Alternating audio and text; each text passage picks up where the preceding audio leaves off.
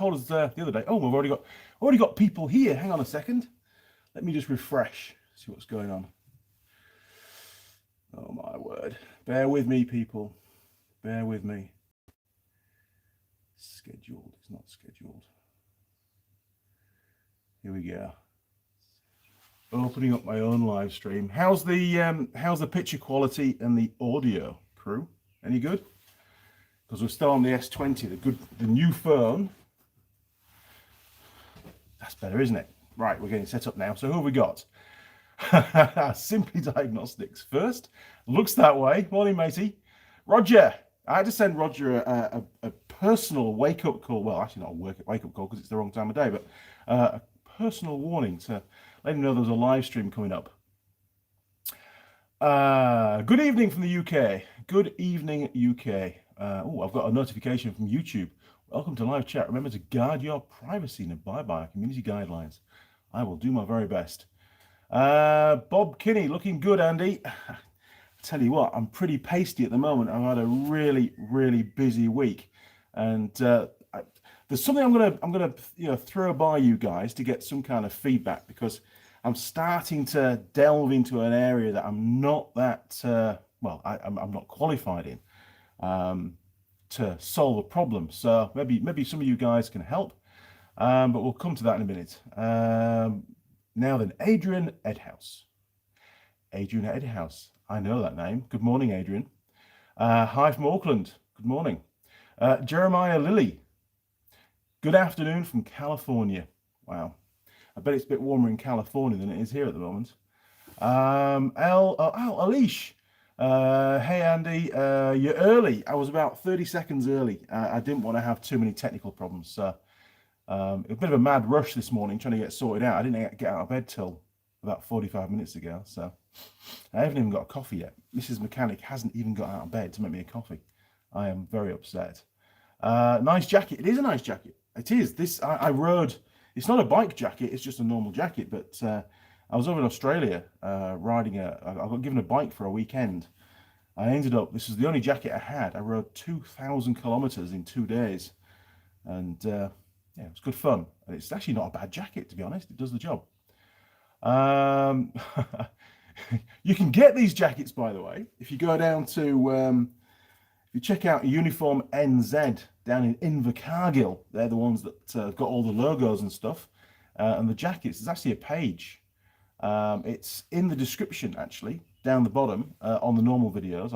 I'll try and remember to put it in this one for you. And there's a page on their website, so you can actually order your own. They're very cool, and they're really quite lightweight. You know, they're not bulky.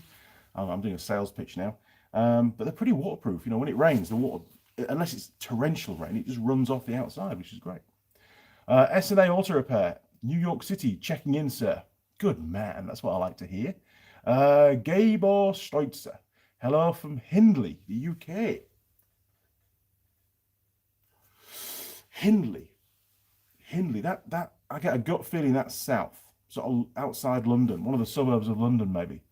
Can you let me know, Gabor? I do forget these places. Simply Diagnostics. Hey, Corey. Yes, Corey is in the house. Mike Adams, hello from Tennessee, where it's Saturday at 4:30 p.m. doing some weed eating and mowing. It's 81 degrees Fahrenheit. I don't know what that is in centigrade. I'm a centigrade kind of a guy. I know I'm English, but we do use I grew up with centigrade, so 81 sounds pretty warm. It's pretty freezy here. Weed eating. Yes, a little story. I just started my job a few years ago, not the one I'm doing now, many jobs ago, working as a service manager for a motorcycle shop. And it was about, I don't know, first weekend or something, and the boss comes out, and it was a little bit quiet in the afternoon. He says, "Hey, Andy, can you go and do some weed eating out the front?" And I looked at the guy, and I'm like, "What are you on about? I'm not going to go and eat any weeds. Doesn't matter how much you pay me." And he went, no, with the machine. And he dragged it out, and he says, he showed me it. And I said, "No, that's a strimmer. In England, we call those strimmers." So we had a bit of a chuckle, and I went off to go and eat some weeds. Now then, where are we? I hate to let these comments get away on me, because then I have to keep scrolling down. S&A Auto Repair. Hey, Steve. Yes, Steve's in the house as well. Duke of the Dales, that name rings a bell. Hey, Andy, checking in from Leicestershire. George, good morning, Andy. New Andy Mechanic jacket. It's not new, actually. I've worn it a few times on video. Mainly live streams, actually. Down in, where was I? I was in Wellington at a Belgian pub, and I was wearing it there because it was windy as hell. But it is nice. I do like it. A lot better than the scruffy hoodie that I was wearing yesterday. Gabor, new Northwest. It's next to Wigan. Wigan. Well, everything's south when you live in Yorkshire. Okay. All right. Thanks, Gabor. Cheers for that. I'll check it out. Backwoods Mechanic. Hello, Andy. So I keep reading that as Blackwoods because we've got one of our dealers where I work. One of the dealers in this country is called Blackwoods. And Wayne, if you're watching, good morning. He probably won't be watching. Now then, Mike Adams, 27 degrees C. Oh, that would be nice. 27 degrees C. That's quite a nice sort of working temperature. Maybe a little bit warm for me, but it's not bad. You can't complain. Elin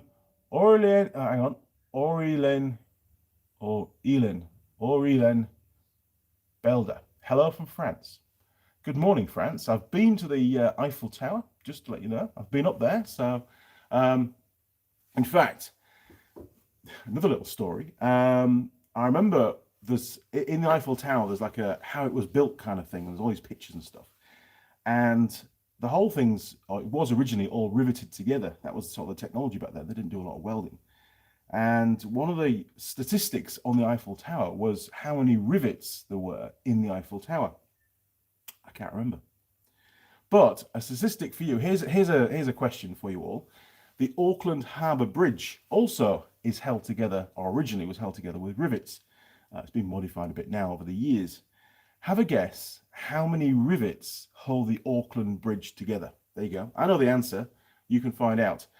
Just while you're having a little think, if the Eiffel Tower, Lord forbid, which was only designed for a 1 year to be up, but they decided to keep it up.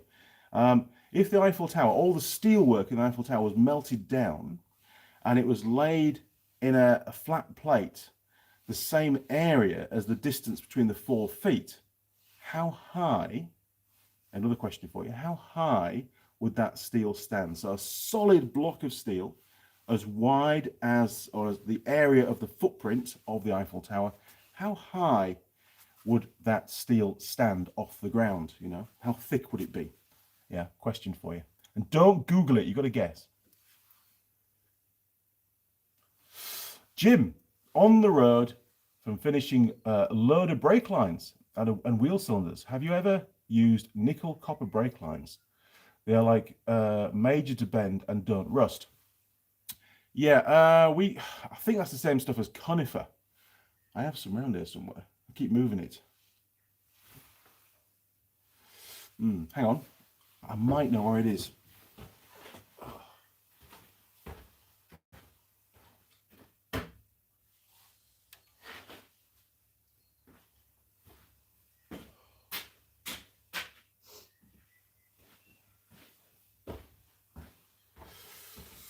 No, I've moved it once too often. Yes, that's what we use in the UK. We don't really use steel. Steel is usually OE spec, and then when we come to replace it, we use what we call conifer, which is I think it's a copper type based.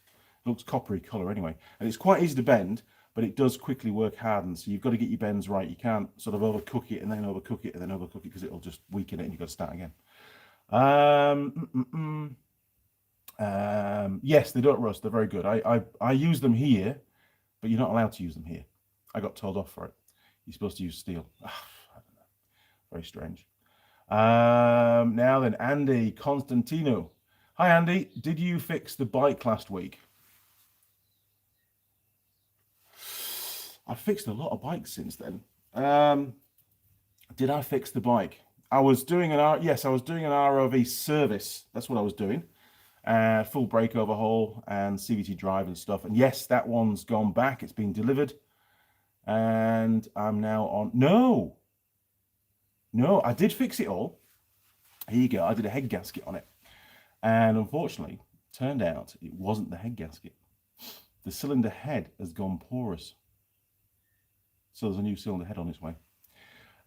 bit of a bone of contention, that one. So I don't, it bit me. Anyway, such is life. But now I've got 4 ROVs here outside in the garden at the moment. 2 of them live in the garage with all the bikes and things at the moment, but I've had to clear them all out because they're the wrong brand to be on the channel, unfortunately. Now then, Mike Adams. Gotta love the terminology differences from country to country. Yes, and probably region to region as well, actually. I found this out with my students when I was teaching, that there's many different names around the world for the same component. And to make it more confusing, the same name is used for different components depending on where you are in the world as well, which is even more confusing. Yeah, but we decided that when I was teaching that the 4 walls, inside the 4 walls was Yorkshire, and they learned what I called them, which was probably a little bit selfish, but made it a lot easier for when I was marking the exams. I knew what the answer was supposed to be. Now then, Jim, they are like magic to bend. They're really easy to bend. You can just run it around your thumb if you want, if it's small stuff. But I do have a little pipe bender as well, which to get the nice radiuses. Basically doing like a pig's tail on the old Daihatsus and the old Suzuki. No, Suzuki's had a flexi, but some of the old Daihatsus had like a little pig's tail. Rather than use a flexi pipe between the body and the chassis, they had like 3 loops of copper, which was pretty cool. It never seemed to break. And you find that sometimes on clutch hydraulics as well. Interesting stuff. George, how's the COVID situation over there? I don't know. Oh, look, I can use my phone when I'm filming on the other phone, my old phone. Let's have a look. I don't know. I haven't looked for a few days, so we should really have a look. Hopefully the phone's going to remember the website. Yes, coronavirus stats. Here we go. What have we got in New Zealand? Oh, I think that's the wrong one. I pressed the wrong one there. Hang on, bear with me. There we go. Coronavirus update. It's called Worldometers. Worldometer, if you ever were interested. Oh my God.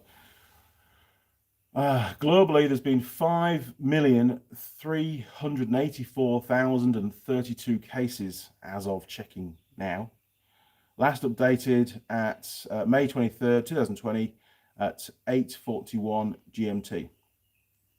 343,097 deaths, which is a lot, isn't it? But I suppose the upside is there's been 2,234,405 have been officially classed as recovered, which is, I said, it's not quite half, is it? But it's almost half. We're getting there. There's only 2% serious or critical out of the ones that are currently affected, which is 2,806,530. And closed cases, there's been 343,997 deaths, which is 30 at this point in time, a 13% death rate, which is pretty high. What I find quite concerning is this is the total cases graph there, look, and you can see it's a straight line. It just goes straight up. So things really aren't improving, are they? It's just carrying on in a straight line. There's no reduction in the rate that it's spreading. Although, looking at the total deaths, sorry, it's very Heath Robinson this, you can see there's a very slight decline. It's starting to do that sort of classic bell curve, they call it, isn't it? So they must be getting better at managing the people that have caught it and looking after them, and making sure they don't die, which is, I suppose, good, since we haven't got a cure for it yet. But yeah, so New Zealand, let's have a little scroll down to sunny New Zealand. What have we got in New Zealand? I think we're about 1.5, aren't we, somewhere? There we are, look. So we've got 1,504 cases and 21 people have died. So there's been no deaths for a couple of weeks, I would say now, from memory. So things are sort of going back to normal. They aren't too bad. We're on level 2 still, which is going to be reviewed on Thursday of next week from memory, I think. If it goes to level 1, then that'd be great. Travel will be a lot easier. Although I have to drive everywhere at the moment. There are some domestic flights around, but there's not many, and they're bloody expensive. So work has asked us just to drive everywhere, and I've got to go to the South Island, so I'm going to be away for a whole week down there. It's a long drive. I've got to go down to as far south as Wanaka, Um, I might have to go to Balclutha. I'm hoping not, because that's another 2.5 hours drive south of Wanaka. So that's going to add like a whole half day extra driving. So we'll have to wait and see. But anyway, let's see what we've got here. Look, because there's loads of comments coming through. I wonder if anybody's guessed the thingy. Here we go. Look, Mike Adams. I've been to Paris, Tennessee, and Paris, Texas. Does that count as a French experience? Yeah, we'll count that. That's all good. Adrian. Oh, you retracted your message, Adrian. Sorry. All in, Belinda. I can't call you Belinda. That's easier.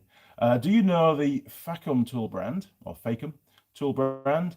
It's French. It's a French brand and manufactured to very high quality tools and guaranteed for life. Yeah, I think pretty much all of the decent tools out there now have to have that lifetime guarantee. Obviously, Snap-on I think started that, but yeah, Facom. I think I've even got 1 or 2 spanners of theirs. I think one of them I actually inherited. I found it under the bonnet of a car one day. But yeah, they're good tools. Can't knock them. I think they're probably more expensive than the Tang stuff that I use. And I'm sure there'll be a distributor here for them in New Zealand, but I've not seen many of them around. So they're not that popular over here, I don't think. Mike Adams, I've used some of that copper nickel lines. I used a piece of it to patch a rusted out section along the frame of my Dodge pickup behind the fuel tank. Yeah, good man, because you can, you can just cut out, if it's a full length section that's going from front to rear, it's an absolute ball ache replacing the whole line. So you just cut out the bad bit and you can flange in situ using your little flange tool and just make up a piece to join the gap. Pretty easy. But you do need the flange tool. I have a Sykes Pickerville one, which is really cool. I do like it. It's actually quite bulky for doing stuff in situ there, but it's really good for on the bench doing things. And we use those for when we're training the students as well. And I've had that one, oh man, a long time, 26 years. Jeez. But it's up there. It's actually that blue box just there. Look on the new shelving, new old shelving.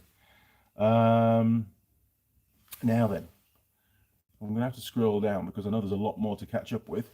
Here we go. Andy Constantine, I was referring to your boss's bike last Sunday. Yes. Oh, yes. My apologies for what happened yesterday, last week's live stream. Yes, we got it fired up. It took about 5 minutes, to be honest. I should really have kept the live stream going, just put something over the camera. But we had a quick chat. Me and Craig got caught up. And then he took the bike up to Rotorua and did some practice laps on the motocross track up there. And he had a great time.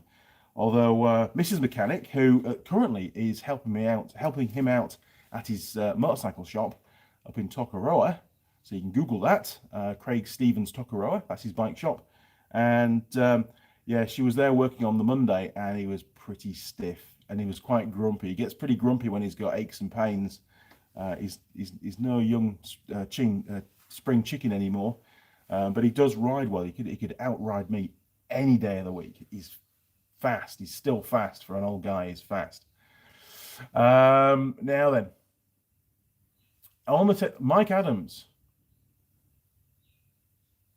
On the terminology subject, when you ask a tool girl for a torch, hang on, it's just scrolled off. Come back. On the terminology subject, when you ask a tool girl for a torch, which we call a flashlight, I imagine them being a smartass and actually handing you a flaming torch. Yeah, oxyacetylene torch. I wouldn't let them anywhere near one of those. God, can you imagine the chaos in the workshop if we gave a tool girl a flame? Any kind of ignition source would be terrible. Oh my word. Adrian only had about 6 cases in the last 12 days though. Yeah, it's pretty good actually, Adrian. You're right there. Most days that have passed, we've not had cases, which is fantastic over the last couple of weeks. They do seem to be juggling around with the figures a little bit. Sometimes they sort of split that 1,500 cases to absolute confirmed cases, and then they chop it down and put some of them into possible cases. So I don't really follow that too much. I just go with the 1,500, and it's still low enough, to be honest. We've done pretty well. Jim Haynes, MZ. Oh, hang on, I think you mean NZ.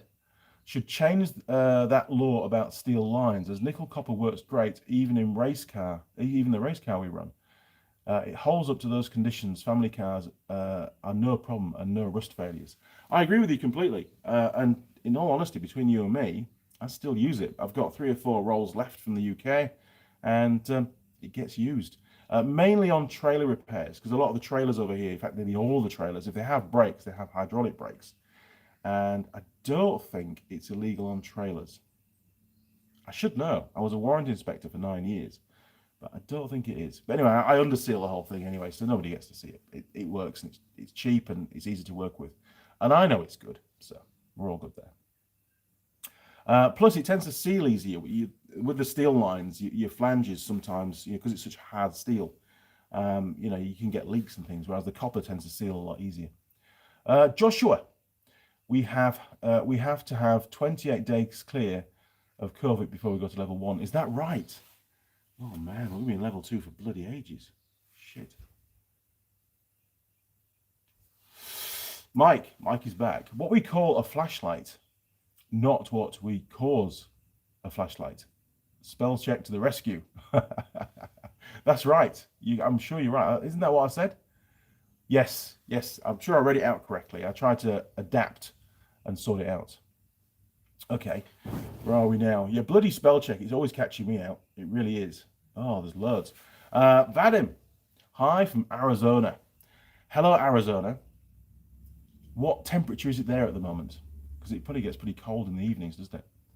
Now then, before we go any further, has anybody had a guess as to how thick that steel would be if you melted down the Eiffel Tower and laid it out as a slab of steel covering the area of the feet that touch the ground? Any ideas? Because I know the answer. I watched it on a documentary the other night, which is pretty rare for me because I don't often get a lot of time to watch TV. Okay, I'll give you 1 more minute to think about that. Try and get your answers through. Jim, is there any kind of Burt Munro museum for his motorcycle records at Bonneville? Yes.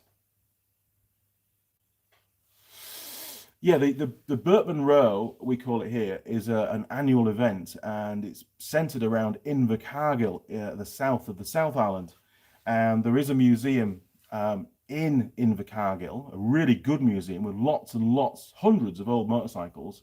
And there is a section that covers the Burt Munro experience and the history of Burt and what he got up to. There's also the New Zealand designed motorcycle, the Briton, which is in there as well, which is a phenomenal bike. It really is. A Kiwi-born guy with a couple of his mates built that bike in his shed, and if you Google it, you'll be able to read all about it. But it absolutely smashed when it was out racing. It won, I believe, from memory. It did very, very well. Although the night before, he had a crack. One of his cylinders was cracked, and I think he brazed it up that night and raced with it repaired, and it won. What a bloke. Pretty sure it did. I'm sure somebody will put me right. It's a while ago since I watched that. It was probably about 3 years ago. And that video actually plays in the museum. That's where I watched it. You can buy the DVD. I don't think you can download it though. I'm not sure. It's probably on YouTube somewhere. Orlean, do you have already worked on Peugeot, Citroen, or Renault cars? I recently subscribed to your channel. Not Peugeot. Citroen, I did break a Citroen van, I think it was a C15 van. The whole pedal assembly fell off the bulkhead while I was driving it, which made stopping really interesting. Renault cars, yes. I've been involved with Renaults, but I was only really young at the time. My family business, we had a car dealership, a franchise dealership in York, in England, and it was called Norman Anker's York Limited. York was in brackets, so you can Google that if you want. And that business started in 1907. I wasn't around then, obviously, although some of you may think I was. It was started by my great-grandfather, Norman Ankers, and his brother. I forget what his brother was called. Terrible. And we were Nissan, Datsun, 1972 onwards, and then they wanted us to move to an industrial estate, and Dad said, nah, we're staying in the city centre. So we swapped franchise to Renault, and that would have been about 21, 22 around then. I didn't really get involved with the car repairs, although we did have a lot of warranty work to do on Renaults, a lot more than we had with the Nissans. I tended to get more involved with what we call dealer transfer when I wasn't at school or college, where I would take, let's say we had a blue Renault 19 and the customer wanted a red one, and we didn't have a red one. So we'd find a dealer somewhere in the UK that wanted the red one, was prepared to do a swap. I'd take them the red one and take them the blue one and go and pick up the red one, or vice versa, you know. And it meant that I was driving all over the UK with a pickup truck, a Datsun pickup, and what was it, a D21? It was a D21 petrol, and bringing back the car that he wanted. So yeah, it was a good crack, long hours, lots of driving, good money. Dad paid me well, which helped enormously. Oh, hang on, we've just gone off the screen again. I need to get a bigger screen now. So the answer is no, I haven't really worked on Renaults very much. Certainly not in the last 15, 20 years. I tend to stay well away from that stuff. I tend to work more on Japanese cars, but not that many at the moment. I'm way too busy with the motorcycle stuff. More to the point, the ATVs and ROVs is really what I focus on now. Jim, Facom is now part of the Stanley Black and Decker, some owner of Sodichrome, I think it's Sidichrome, isn't it, in the USA, in Australia? Sidichrome, yeah, that's the blue roll cabs, isn't it? I've seen those. Bill Brady, hey Andy, were you ever able to get Tool Girl Lilli's bike back to her after completing the repairs? No, it's still here. Every time I go up to Auckland, I'm going up with the trailer full of ROVs. I can get 2 on the trailer, and there's literally, it really is just 2 hanging on there. There's no space, so it's done. I just need to get a couple of mirrors for it and get a warrant on it, and then she's good to go. I keep pushing it in and out of the workshop. I should have left it in the workshop now, actually, because that one can appear on the channel, obviously. So no, I haven't, and I haven't even seen Lilli for quite some time, so hopefully soon. Bob Kinney, I'm in the rebel state of Florida in the US. We are starting to open. Oh, it's gone out. Hang on. Jeez. Too much talking. Yeah, I was watching one of Ivan's videos the other day. He's busy on a huge road trip, a 2-week road trip around the US, and I was quite surprised about that. There seems to be, although he was saying the roads are a bit quieter, there's still freedom to travel, and he's doing lots of repairs and diagnostics and stuff along his route. And I think he's also learned to paraglide. I think that's what he's doing, some kind of flight-based thing. So he's going to flight school, and along the trip is on the way there and on the way back he's doing some diagnostics. I think the last one I watched, he did a Jag. It was a wheel speed sensor at the front left, I think it was. Wheel speed sensor on a Jag had gone down. Interesting little video. It's good to see him, what he's up to, and hopefully he stays safe. We don't want anybody else catching it if we can help it. Andy, we use nickel pipe in the UK. Never had any issues with the stuff. Now, me neither, to be honest. I used it all the time on the Jeeps, the little 4-wheel drives that we had, constant, sometimes even out in the field repairs, just to get people going. Yeah, not an issue, but they just don't like it over here for some reason. I don't know why. Duke of the Dales, Andy, are you originally from the UK? I am from the UK. There you look, you see. I wear the badge with pride. England, actually, I'm from Yorkshire. Now then, Bob Kinney, 25 feet. No. We'll keep going. Car Guy 72. Morning, Andy. Good morning, Car Guy 72. Hope you're all good and keeping well. It's cold in here. Look, that's my breath. That's not the cigarette. Gabor, 20 meters. I have no clue, to be honest. The answer surprised me enormously. Andy Constantino, 4 inches. Well, that's about the closest so far. 4 inches is absolutely bang on, actually. 100 millimeters. That's it, 10 centimeters in depth. Wow. You think that huge structure is just that amount of steel? It's tribute to the engineers of the time, to be honest. Phenomenal job.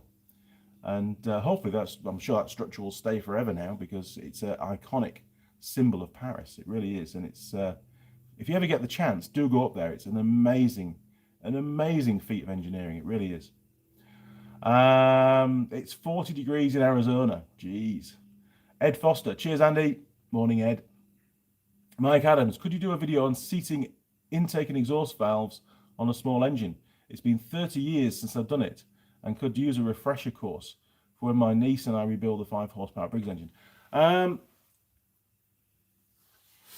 get rid of that one. There is a video on the channel of lapping in valves. There's also, although it won't apply to a Briggs and Stratton, there's also a video where I do the shims on a Kawasaki Sherpa as well, but you won't have shims on that. There's gonna be adjustable tappets, I'm sure. But yeah, there is already a video on there. Just dig it out. It's somewhere in the archives. There's about 550 videos now on the channel. So they do take a bit of finding, though. Even I struggle to find them sometimes. But if you just search within the channel for valve lapping, we call it in England, it should bring it up. I've just thought there is one also of Tool Girl Lilli. I think that was her test video, and I got her to lap a valve in, but that's probably not the one you want to be watching, to be honest. It's probably not that correct. She was a nightmare to work with, was that one. Good fun, way too much fun, but the content in the video was not very technical at all. Andy, I worked on Renault back in the 80s. I loved going to a Renault centre in Swindon. I probably have been there as well, actually, to the Swindon dealer years and years ago. Adam King, Renaults, or Renaults I used to call them. I've done a few clutch pedals in my time as an apprentice. Yeah. Oh, apprenticeship, yeah, junior apprenticeship. I do remember there was, I think it was the Renault 19. I'm going back a long time now. I remember the mechanics complaining because 80% of our workshop loading was warranty work on Renaults at the time. It was phenomenal. And there was a recall on the, I think it was I'm sure it was the Renault 19, might be in the 21 as well, where they had to change out the clutch cable. There was a problem with the auto adjuster on the clutch cables, I think it was. And they were doing hundreds of them. They were not happy chaps. Although, to be fair, they got to do them real quick, and they were on bonus, so they were earning good money out of it as well. And we were running as a workshop during the Renault time between 120 and 130% output of that workshop. So you can imagine the mechanics at the end of the week in their pay packet, it was pretty full. They were doing a great job, and they were good guys. They really were. I've lost contact with all of them now. I don't know what any of them are doing, but they taught me a lot over the years. Although, to be fair, at the time I was only a kid, so I think they just saw me as the boss's son, and they just sort of tolerated me and didn't really think much of me, to be honest. Certainly from a mechanical perspective, because Dad was useless when it came to fixing stuff. He had no idea. Vadim, we are good in Arizona. Excellent. That's good to hear, Vadim. Thank you. Andy, do you have any Nissan Datsun 240 KGTS C210 over in New Zealand? That's the fair lady, isn't it? I watched a video recently on the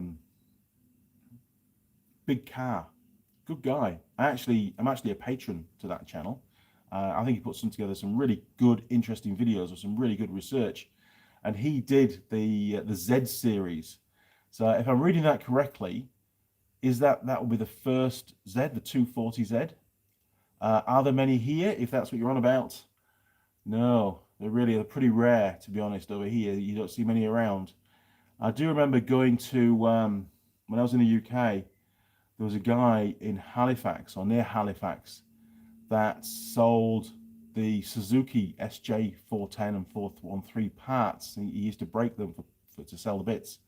And we needed a part desperate, so I went to Guns. I think I bought some doors and stuff. I was doing a Suzuki Swift GTI engine transplant, the fuel-injected engine, the Suzuki Swift Mark 1, into an SJ413, and he supplied me some bits and pieces that I needed for that. Some panels, because I previously rolled the vehicle. Oops. While I was at college, believe it or not, and he had one. It was like a metallic blue one, and man, it was an awesome car. It was lovely. And when we were Datsun Nissan dealers, we used to have those cars in our showroom. So as a child, I'd go and sit in them. And yeah, I've always wanted one of those. I think they're an awesome little car. Maybe one day, but here in New Zealand, I think it's just not going to happen. But I don't know. They are nice cars. I have a bit of a soft spot for the old 240Zs. Right, hang on. Let's keep going. Looked into buying one in the UK. Not many around. No, in the UK, they're probably rusted away. You might have to you probably still find a few in Japan. You might have to get an import one and go through the hoops of getting it legally in the UK. At least that way you're guaranteed to get one that isn't going to be too crispy, you know. Simply Diagnostics. Spent a couple of days with Ivan the last time I was on Staten Island with Keith. He's awesome. Ivan's great. His camera work always makes me laugh because he just grabs the tripod and there's hardly any editing goes on. And I'm very envious that he has the balls to put out videos that are like that. I spend so much time getting the camera lined up and set up to try and give you guys, you know, really good close-up shots and where the camera is stable. And you know, I use a mixture of cameras. I have the GoPro, I have a phone. I even have that little microscope camera now, which is really cool, the USB one that you can plug into your laptop and do a screenshot of that. Yeah, fantastic guy for diagnostics. He knows his stuff, he really does. Very impressed. I've always liked Ivan's. And the first video I ever watched that Ivan did, he was back in his homeland, back in Russia, and he was fixing an old car that had been left in a garage. I think it might be his parents' car or some kind of family car, and it was in this old workshop. It had a pit. Remember, he was down in the pit and he was rebuilding wheel cylinders and getting the whole thing going. He took it for a test drive when he finished it, and I thought that was real grassroots mechanicking. Was that? He did a fantastic job. Very different to what he does now, although he does like to fix things with no parts required, which is also something that I like to do as well if possible. So no, he's good on him. I'll keep watching his videos. I think he's fantastic. So Ivan, if you're watching, I haven't watched this, I'll give you a shout out. We do communicate now and again through email, although it was quite a while ago since I last emailed him. I should send him an email. I really should. I'm sure I sent him a calendar, one of the Tool Girl calendars not so long ago, but I've not seen it up in his workshop, so maybe his wife wasn't too happy. I don't know. Now then, Andy, my mate's from France, and he knows quite a bit about its history. Well, there you go. I didn't know that, and I was quite surprised when I found out that that's all the volume of steel that's used. Pretty good. Jim, hey Andy, late to the stream. Good to see you. It's good to see all of you, to be honest. I mean, I don't get that many viewers on live streams. It's probably my own fault because I haven't been able to work out yet how to do the scheduling of the live stream. I can schedule it, but I can't then get back into the same live stream, the scheduled live stream, to start it. Because I do all my live streams off my phone and then use my laptop just to read the comments. And every time I've tried to do it, it just started a new live stream. So I gave up, to be honest. I'm not an IT kind of a guy. I do my best, but I'm not great. Simon, good morning, Simon Raw. How are you, mates? Good to hear your name, or see your name on the screen again. How did your mate's race go last week? Well, I thought he was racing, but he was only actually going to do practice. He hasn't ridden for a while because of all the lockdown and stuff, and he had his nice new bike sat in his workshop for months on end. And then when he couldn't get it started, he was a bit upset, to be honest.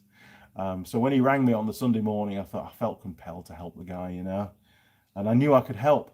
So he brought it down and we got it fit. 5 minutes, the thing was up and running, and within 15 minutes he was loaded up and on his way to Rotorua. So he had a great day, he tells me. I saw Craig on Friday night. Actually, I called into his shop, just have a quick chat, and I needed to order some tires for one of the RRVs that I'm working on. So I try and put as much business his way as I can.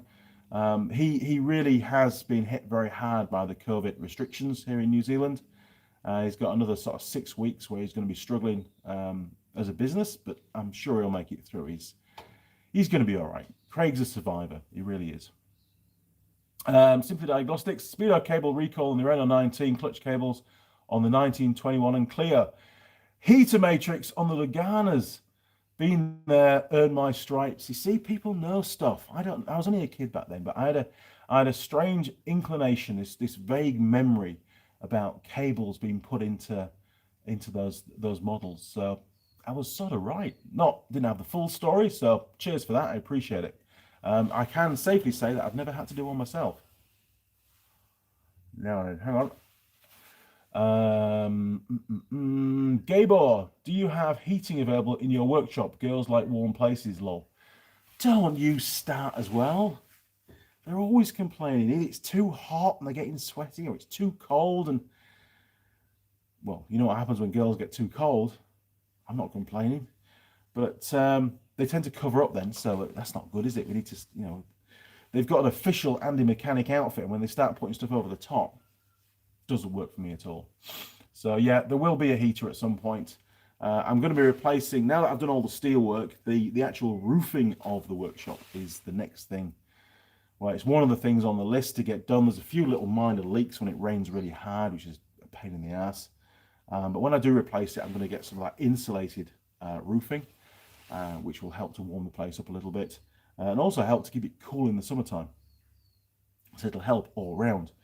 Eventually, I'm going to get air conditioning put in the workshop, but there's no point in doing that until the roof is insulated and probably maybe the walls. I don't know. We'll have to wait and see. But yeah, there's some days here in New Zealand it gets pretty damn hot, and you just don't want to work, to be honest. And I can work in the cold. It doesn't seem to bother me too much. I tend to work faster when I'm cold, try to keep warm. Now then, Andy used to take the gearboxes out the top over the wing on the Clios and the Mark II Renault 5s. I love the old Renault 5s. I was never really a fan of the Clio, to be honest. I thought the Renault 5, Dad used to have for a short time, had a Renault 5 Turbo. That was an amazing little car. It was absolutely fantastic.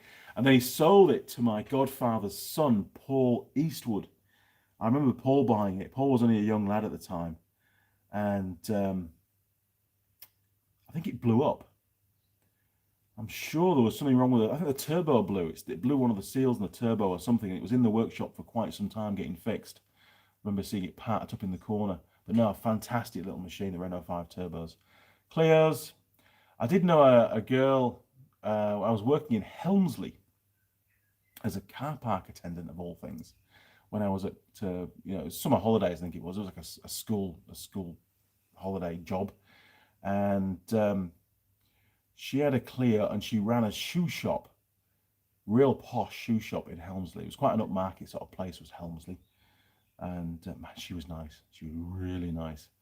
But she was a bit of a wild thing, that one. And she'd obviously been out to a party on the Friday or the Saturday nights, and she was driving to work on a frosty morning the following morning to work, either Saturday morning or Sunday morning in the early hours. And she had a terrible accident in that car. The car slid on the ice on the road, and I saw the car, and it was pretty mangled. She was quite badly injured. She obviously went to hospital, and she was in hospital for a few days. She did survive, fortunately, but just driving too fast for the conditions, I think. But that's my real memory of a Renault Clio. It sort of sticks in my mind. When it's frosty and icy and stuff, you slow down. It's no time for rushing. When I was a kid, talking of ice on the roads, when I was a kid going to school, Mum was taking me. I was going to, where was it? I think it was Woodley School. You can Google that. Went to Woodley School, the private school. Mum was taking me in the morning, and again, it was a frosty morning. It was probably November, December time. And we were going, it was on the flats. It was going around this long sweeping corner. I forget what car we were in. I don't remember. And there was a big truck coming the other way, and the truck stopped. The truck driver could obviously see the sheen on the tarmac, the ice. And Mum didn't get slowed down in time. We slid across the road onto the side where the truck was, and we hit the truck head on.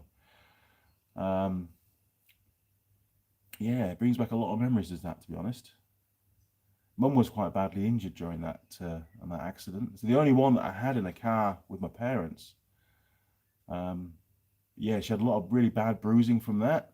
And I actually went to go and live with my auntie for about 2 weeks. So she was in hospital for quite some time, unfortunately. But she made a full recovery, which is the important thing. But yeah, again, it just sends it home. When it's icy and the roads are in bad condition, just slow down. Another few minutes to get where you're going. It's worth it, isn't it? You know, to get there in one piece. Now then, where are we? Sorry. Oh, yep, Simple Diagnostics. I'm the same. Turn the phone on and go live. Keith converted me. No editing and always the possibility of smoke and a viral video. You're right. You have no idea what's going to happen on these live streams. It's just good to catch up. It's a very different way of presenting a video as well. You know, the whole content of this video is based on your questions, the viewers, and my memories, which are fading quickly at the moment, I tell you.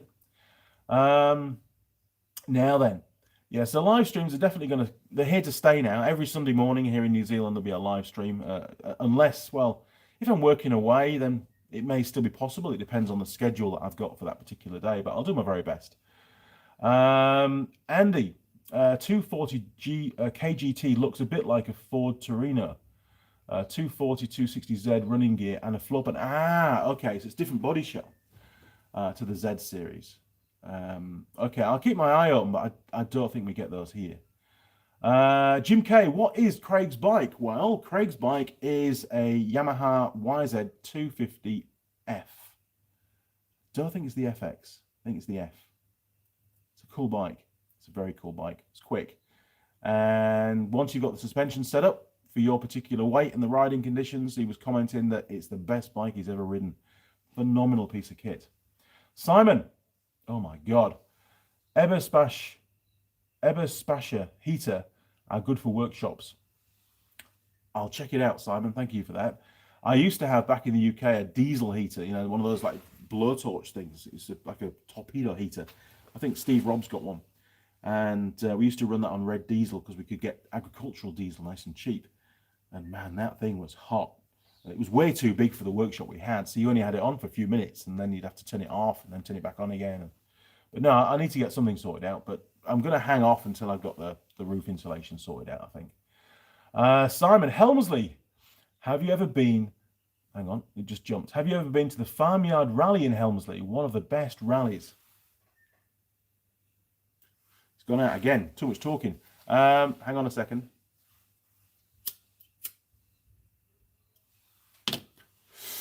I do remember, the only one that I remember that used to go on is if you drove out of Helmsley on the Stokesley Road, on about, I don't know, 5 or 6 miles up on the right was a farm, and it had some it had a field on the right, very undulating terrain, and they used to do like a 4x4 challenge in there. Once, I think it was usually about once a month during the summer months. I never actually gave it a go. Like trials, they used to call it 4x4 trials. And there was flags and stuff, and you had to go through the flags and get up the hills and that kind of thing. Time trials. Looked very cool. I'm sure I went there to watch it one day, years and years ago, but I never actually entered. I should have entered, really, shouldn't I? If that's what you're on about, yes. If it's the rally stuff, then no. But there was lots of rallies around North Yorkshire going on, and I did go and watch lots of those, and some of them did go through farmyards. Pretty scary stuff, seeing the rally cars just clip past the big stone walls and the buildings and stuff. Very cool. And going over the cattle grids and shunting across almost off the road. Very cool. Andy, was the recall on the Renault clutch cable the B17 engine? Reason I ask is because I worked for Volvo. Yes, same engine. We had issues with the 480 ES and the 440 turbos. The cable had to bend nearly 90 degrees. Wow. Did they not put like a steel bend in the cable? Or did they just rely on the flexi cable to bend such a tight corner? Wow. Yeah, I know Renault and Volvo did share, and the Renault 19 engine was also in the Volvos, wasn't it? I think, from memory, or vice versa. I forget. It's too long ago, to be honest. Jim, the only Renault is the 5 GT Turbo. They were really something, Group B rally car for the street. They were. I remember going to school in it, and it was just awesome. The memories come back. I used to go to, it's like a school, I don't know what you call it, a biography of the schools I used to go to. Clifton Prep in York was down a side street, and it was on a bit of a hill. The school was at the top, but as the cars delivering the kids to school, the parents would drive past the school, go down to the turnaround at the bottom of the hill, and come back up. And I remember it was a snowy winter's day, and Dad was determined to get me to school. He didn't want me hanging around at work all day. I was only about 7 or 8 years old, probably. And he went past the school, you know, in full rally format, turbo whistling. And we went off down the hill, and it was snowy, you know, the road was slippy as hell. And we had about 150, 200 meters before the dead end, or the cul-de-sac at the bottom. And I remember him just giving it a flick and putting the handbrake on and getting the car completely sideways all the way down the hill. And about 20, 30 meters before the bottom, he just starts to go back on the gas and just starts to bring the car around. And we do this massive drift around the big circular turnaround point at the bottom, just skimming past one of the lampposts, and then back up the hill and drop me off at school. He was actually a pretty good driver, was my dad, although he did crash a lot of cars.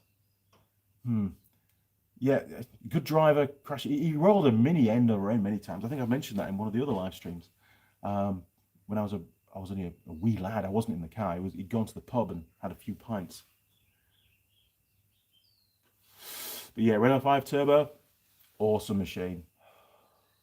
Andy, remember the first time I drove a Renault 5 Turbo, lol. Customer complained the steering was faulty. Yeah, right. Torque steer. Nothing wrong with it. It suffered from torque steer. Exactly that. And that's the fun of driving them. It's not knowing whether it's going to pull to the right or pull to the left, and fighting through the steering to keep it on the trajectory that you want. Cars back then were fun, weren't they? Nowadays it's all, I don't know, they just seem so boring. All the traction control and stability control and all the safety stuff. I saw a Ford advert the other day and it says it's auto dipping headlights. I mean, come on. Really? Anyway, something else to break and for techs to fix and pay the wages. Simply Diagnostics. Jim, the blue Renault 5 Raider. More fun than should be allowed. I'm sure cars like that now, if they came out now, they just wouldn't be allowed to go on the road. They wouldn't get cert. Way too lively. Adam King, Steve 21 Turbo, Cosy Chaser.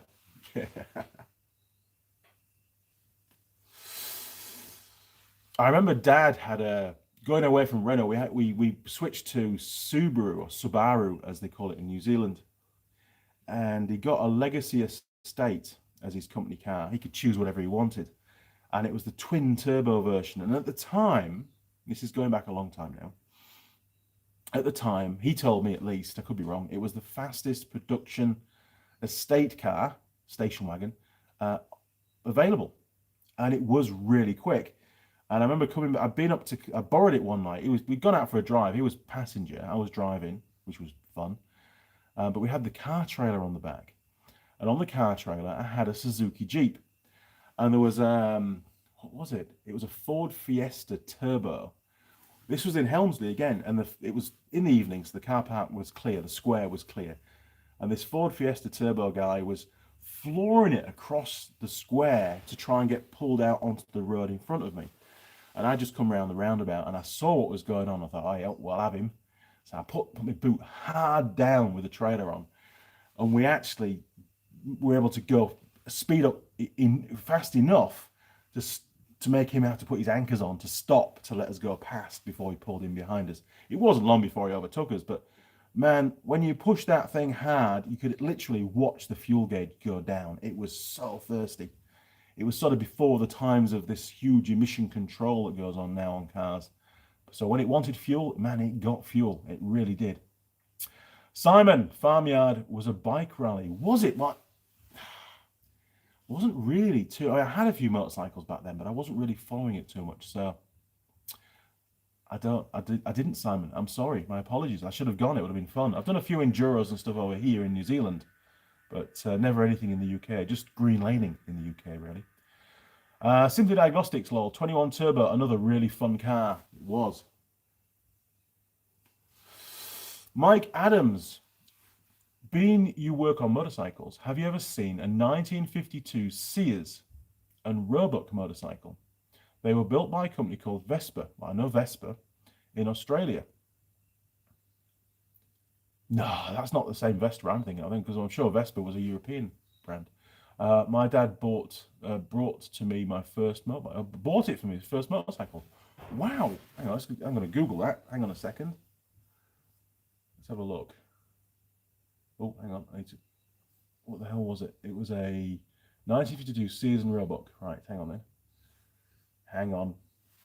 1952 Sears and...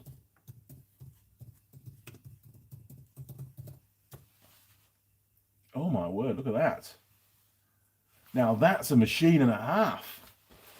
I like that. That's, in fact, what I did have, which was very similar design to some of these pictures, where they've got the rubber tank pads. I used to have a very different machine, a Honda CD200 Bentley. And that had the design that the Japanese had taken. I can see some parts on that bike. I can see the style of the tank, and the mudguards especially were very similar. Obviously your C50s and your C90s had a very, very enclosed rear mudguard like that as well. So yeah, what a cool machine. I like that. That'll be fun. It looks, I could be wrong, could be very wrong, it looks like a two-stroke engine. Is that right?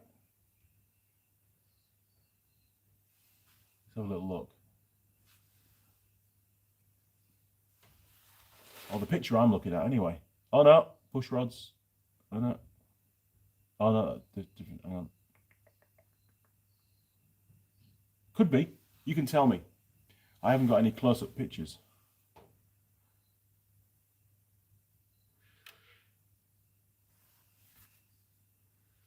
Tell me if it's a 2 or a 4-stroke.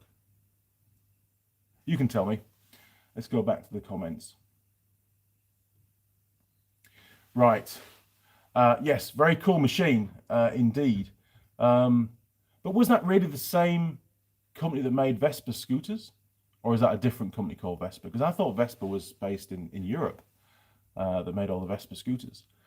Jim Haynes, the PRV V6 was the same junk lump of an engine they stuffed in the DeLorean. Yes, guess who's just bought a DeLorean? Colin Furs. He has. Looks real tidy too. I watched a video this morning that he'd done. I do like the DeLorean. Not so much, you know, for the engineering behind the car, the way that they handle and stuff, because they're supposed to handle a bit like a pig, although you can do a bit about that now. But, you know, what an iconic machine. To have a car that could do time travel would be fantastic. Jeez. Bob Kinney.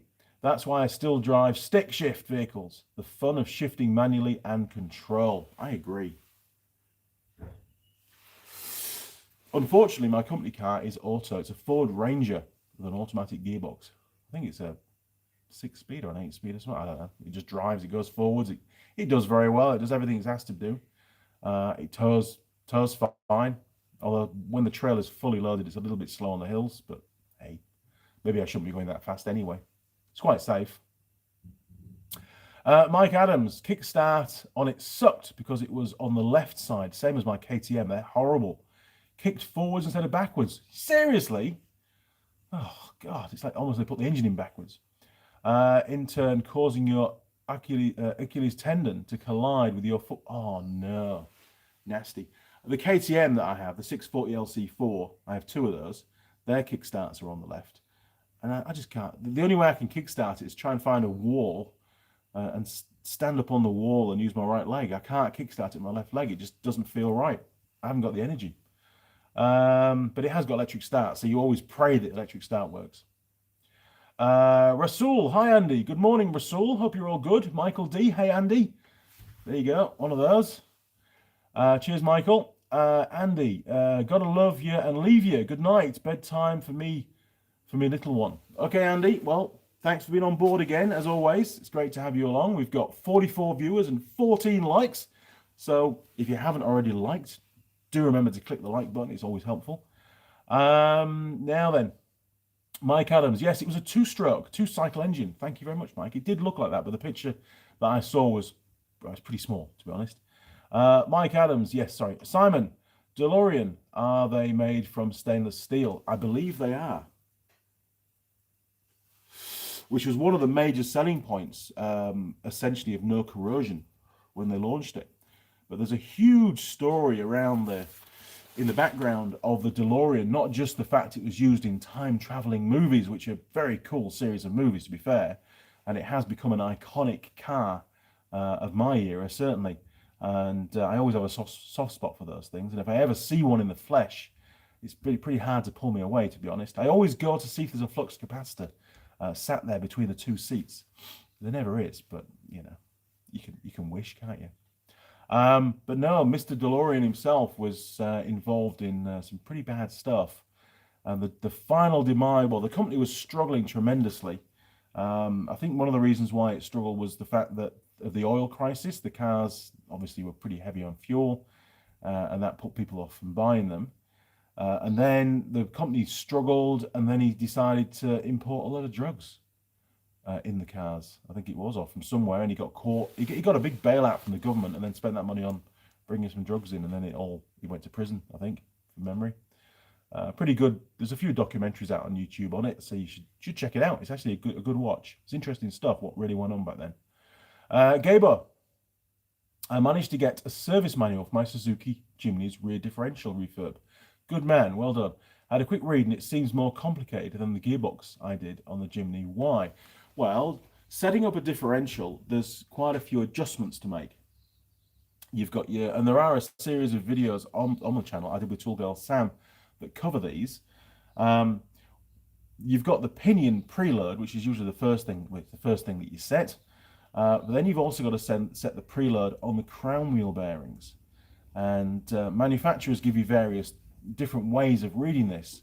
But essentially, it's a combination of the resistance, once the crown wheel is fitted, of the resistance in turning the crown wheel and the pinion. And you've got to do a bit of maths to work it out.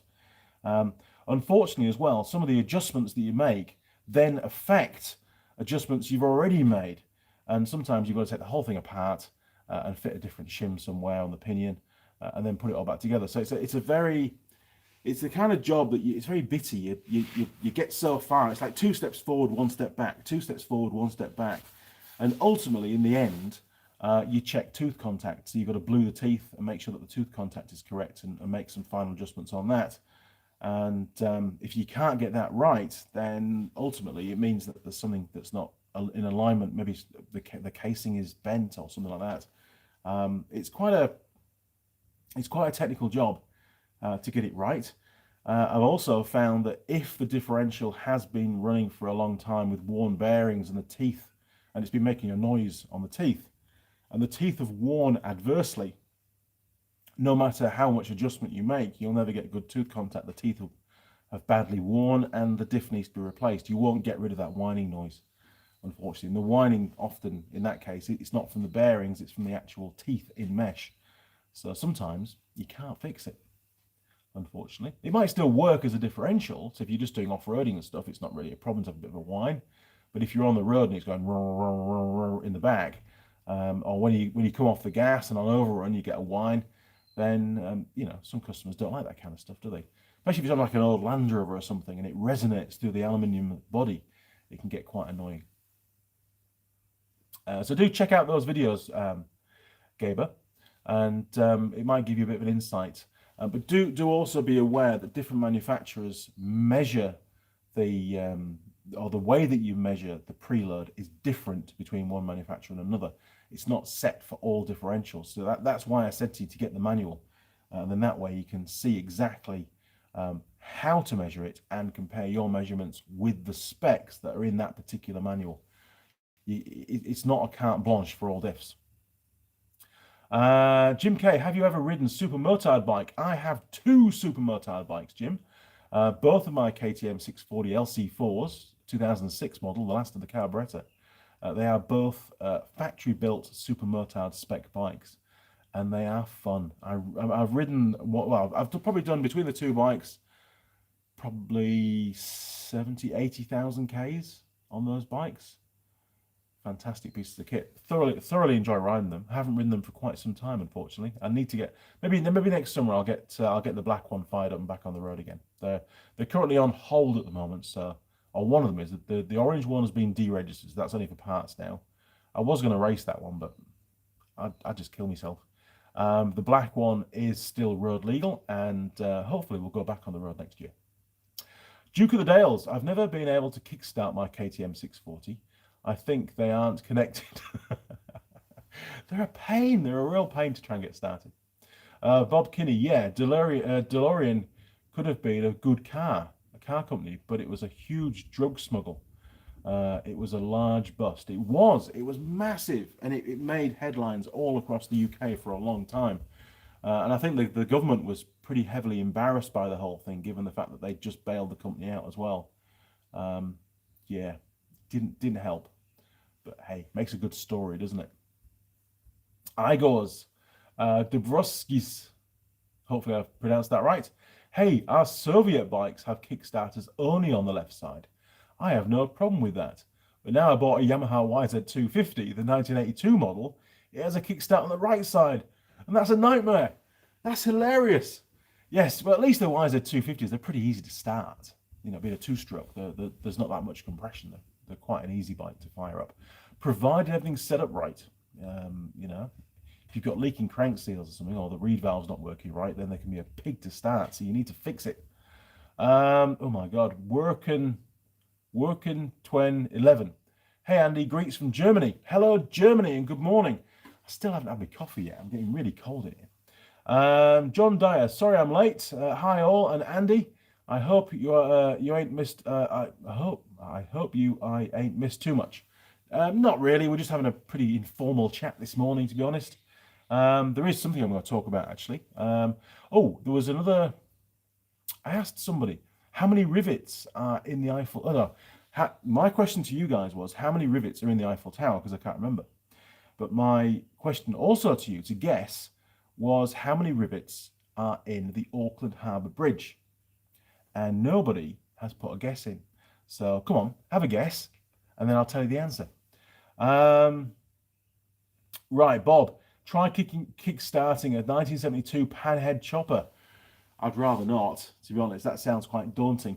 I do remember the one bike that really sticks out to me, it's been a pain in the ass to start, is the old XT500s. Yeah, I've worked on a few of those. Did an engine rebuild on one, and it actually broke my boot trying to start one of those. It cracked the sole of my shoe, my workshop boots. They were pretty old anyway, but they finished it off. And I've always not liked to try and start those anymore because of that. They often kick back on you. Good little bikes though, but you know, electric start. In all honesty, you can't beat it. That's one of the big improvements is electric start, I must admit. Jim K, I had a 625 SMC KTM. Good man. Awesome job. They are cool bikes. Mike Adams, look up the 1968 Sears and Roebuck Campus 50. It's basically the same as the 1952 I had. And yes, it's the same Vespa company that made the scooters and mopeds. Ah, okay. Well, that's good. Thank you for that. It's amazing. You learn something every day, don't you? 1968 Sears and Roebuck Campus 50. Okay, hang on then. Hang on. Bear with me. 1958.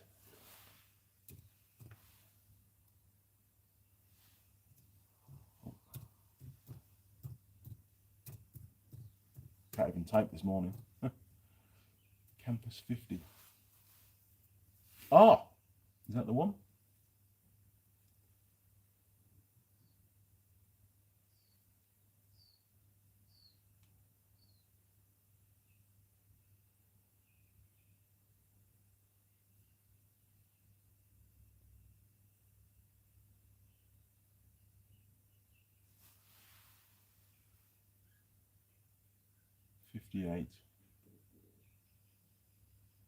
Oh, I've got into a whole world of stats there.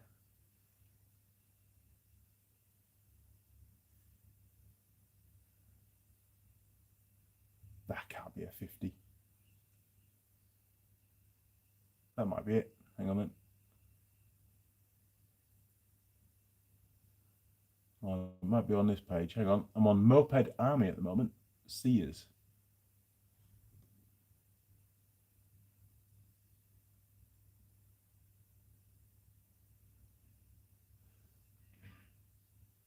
Free Spirits. Campus 50. I'm looking for a Campus 50 and I can't see a Campus 50.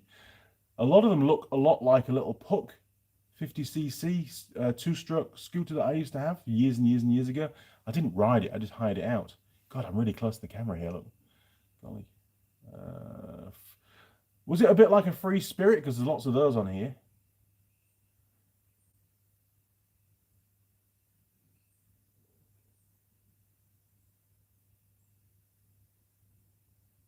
I can't see a Campus 50 anywhere. Ah, I did see it. Campus 50 just jumped off. There we are. Got it. I've got a 1964 Campus 50. Look at that. Well, you can see how the Honda C50s and C70s and stuff, where that design the Japanese sort of finally came up with, because the Japanese were at that time, a lot of their designs came from copying other brands, and it does look very, very similar to a C50, although the fuel tank on the C50 is under the seat as opposed to on the crossbar. But yeah, that one's got like a semi-enclosed chain by the looks of it, whereas the C50 had a fully enclosed chain.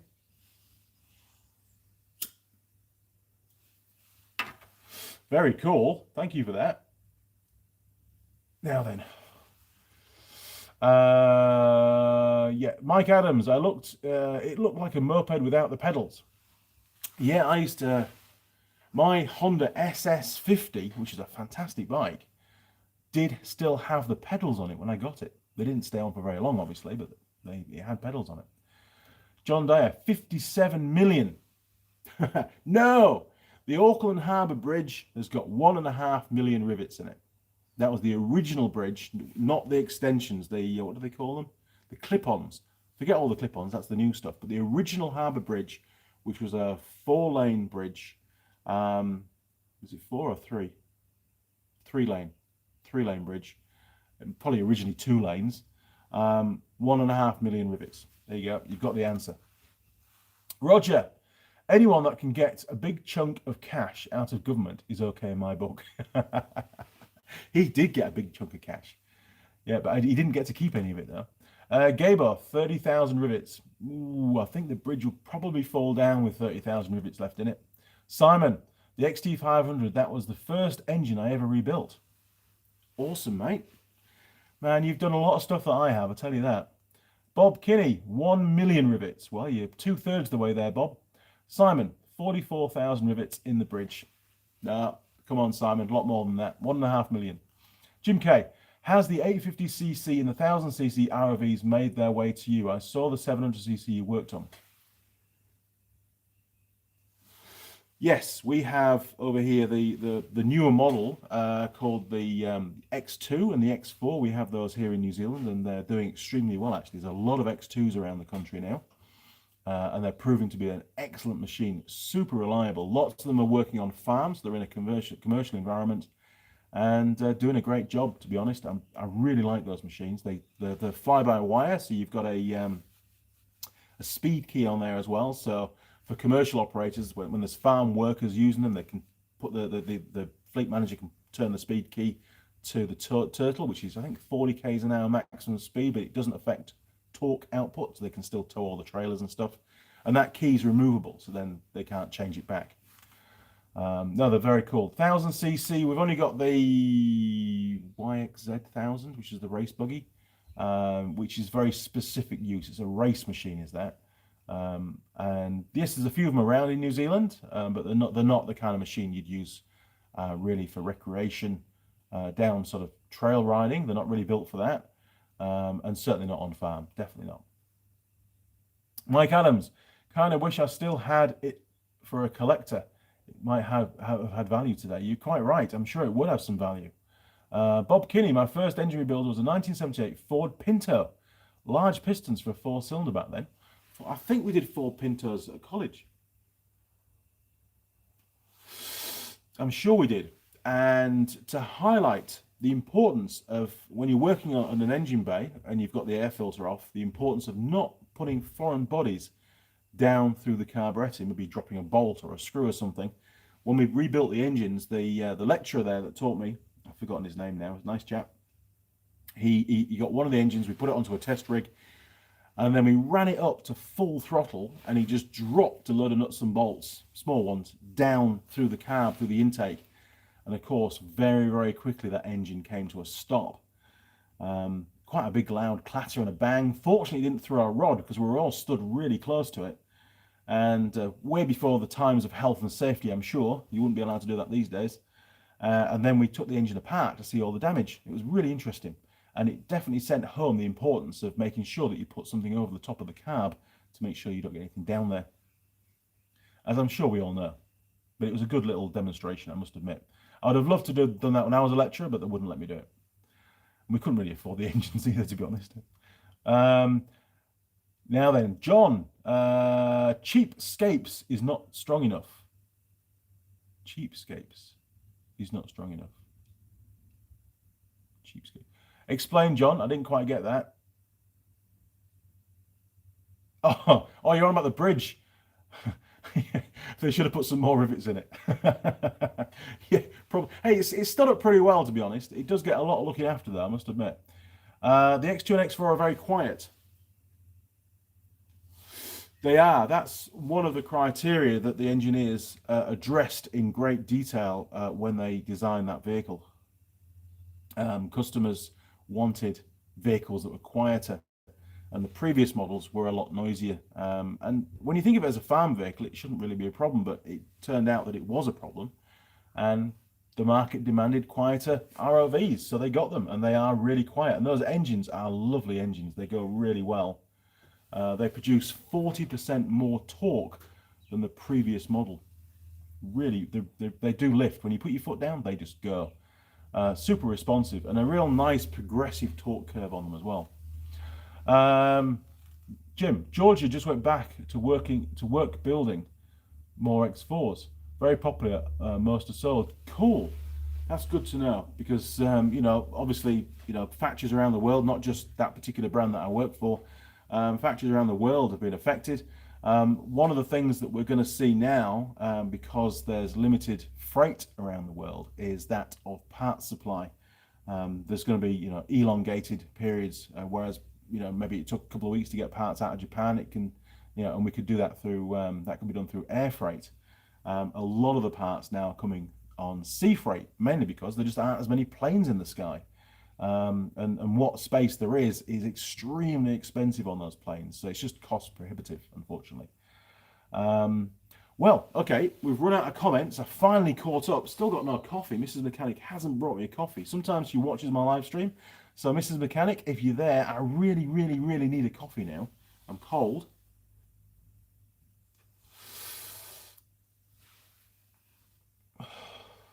Jim K, have you noticed parts are becoming very difficult to come by? Yes, but it's not a major issue at the moment, but it's potentially going to get to be a major issue. Manufacturers are doing all they can to get the parts out and supplied to the various networks. Yeah, I can't elaborate too much because I'm not, you know, I can't talk about work on the channel.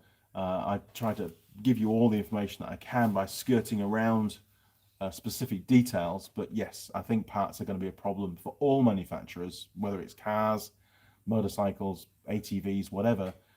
Part supply is getting affected across the board, to be honest.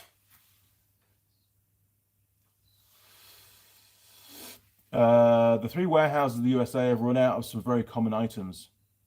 10-4. I didn't have to say it. Jim said it there. No work talk, correct. So, here's a question for you all, and hopefully Simon's still there, because he's a very, very intelligent chap, is Simon. I've been looking at, and this is nothing to do with who I work for, by the way, just to give you that covenant. I've been asked by a customer to research the possibility of providing some ducting on his vehicle. It's an ROV, which will essentially provide the CVT drive on his vehicle with, the vehicle operates in a really dusty environment. And at the moment, the CVT drive, the air that comes in to cool it is a separate air supply, and it's open to atmosphere. There's no filter on there. So of course the dust gets into the CVT drive and it causes problems. Again, I'm not going to elaborate too much, but the mission is to supply clean air. Now he wants it doing in a way that's not visible from the outside of the vehicle, so I can't just stick a snorkel up the back of the vehicle, at the back of the cab. That would be a very simple solution, but it's not possible on this fix. So my intention was to tap into the air supply, the pipe that feeds the airbox for the engine. Now, my concern was that the CVT drive, it has a fan within the components, so it draws air, it creates a vacuum and draws the air in. So obviously there's going to be a volume of air used by the CVT drive, and of course there's a volume of air being used by the engine. My initial concern was that the pipe that feeds the airbox, that has the air filter in for the engine, and this I was going to tee into that upstream of the air filter, so there's no filter for the CVT drive on the design that I came up with. And the reason for that is because you know, it's something else that needs to be serviced, and it may get clogged up potentially in advance of the service interval for the vehicle, and then the CVT drive would overheat. So my concern was, can that pipe that feeds the airbox carry sufficient volume of air to supply the engine all that it needs and the CVT drive all that it needs? So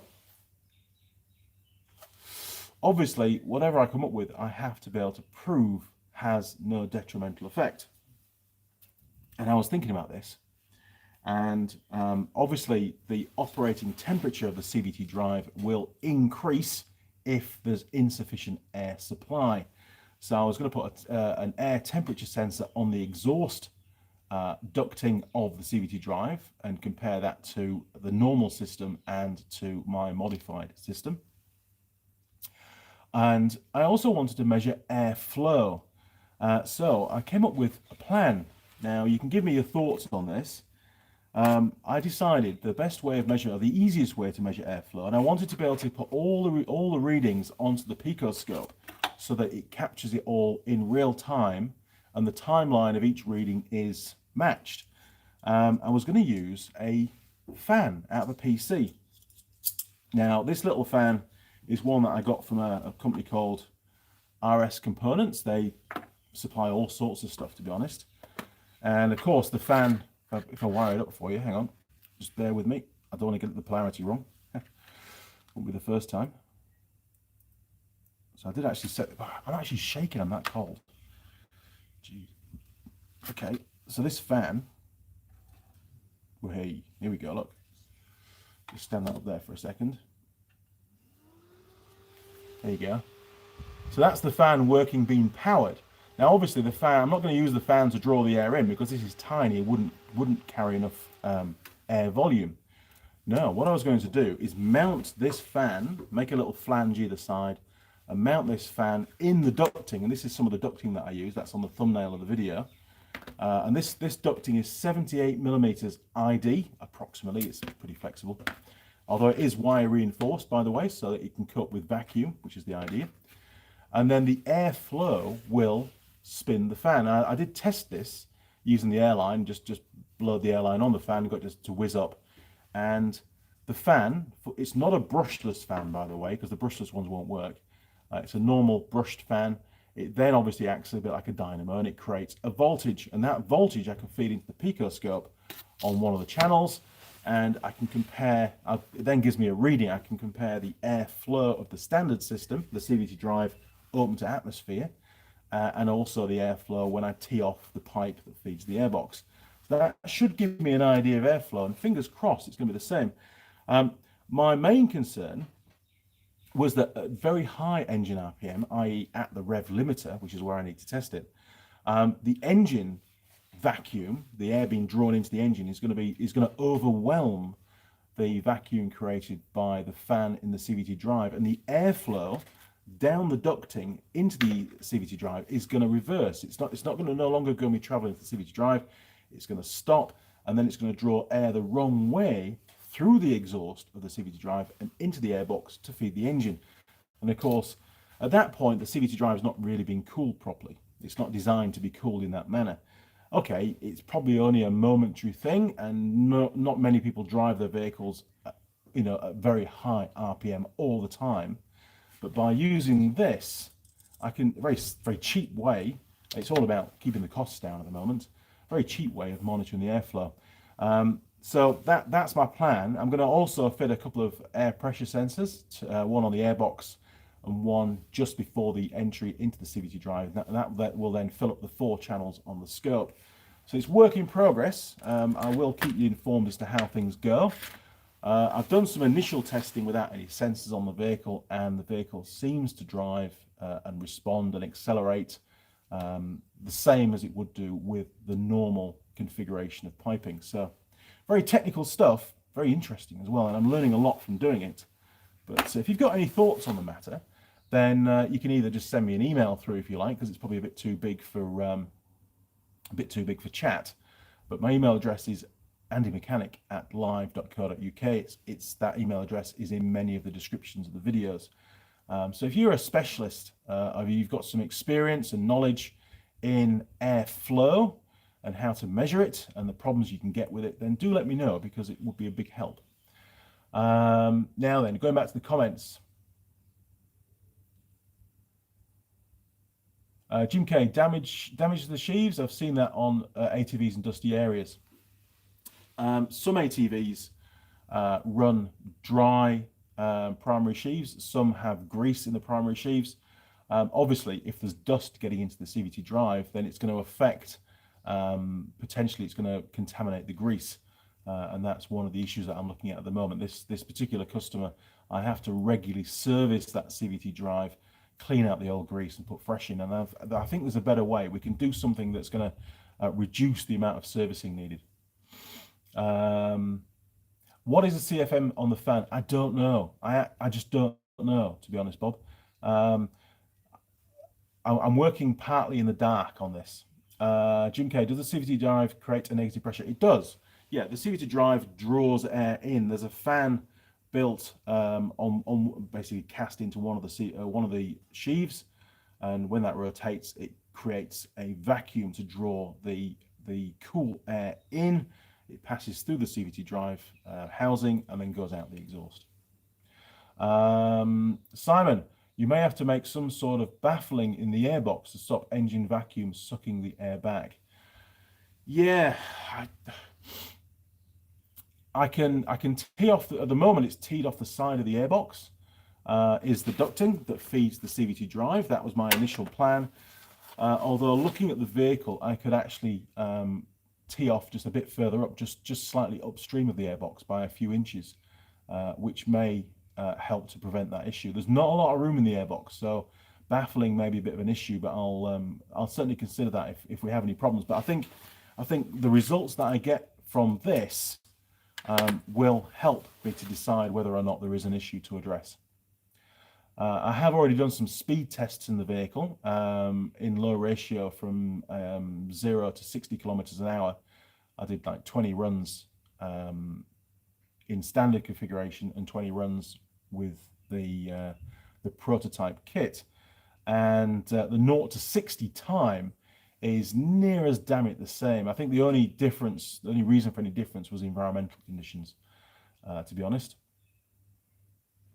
Bob, also do a visual flow test with smoke mist. Yeah, I can, but I can't do that while I'm driving it. And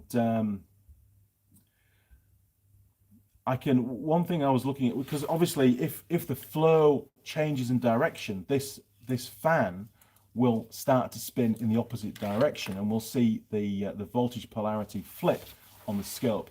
So that should give me the information that I need. We might see it just slow down, as the engine starts to scavenge the air from the CVT drive. We would potentially see this actually slow, and the voltage would then reduce. So I'm really looking forward to doing the testing. It's something that I've never been involved with before. I'm learning as I go. But yeah, we'll have to wait and see.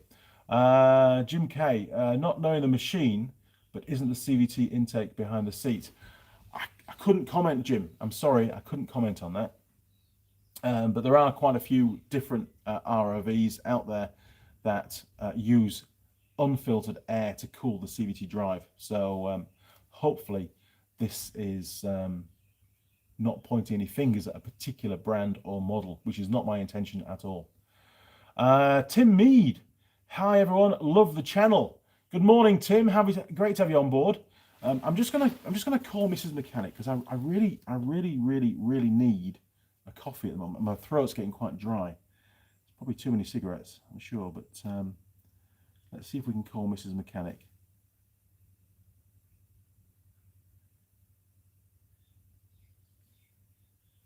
Right, we'll just disconnect that before we start to make some smoke. Here we go, let's try it.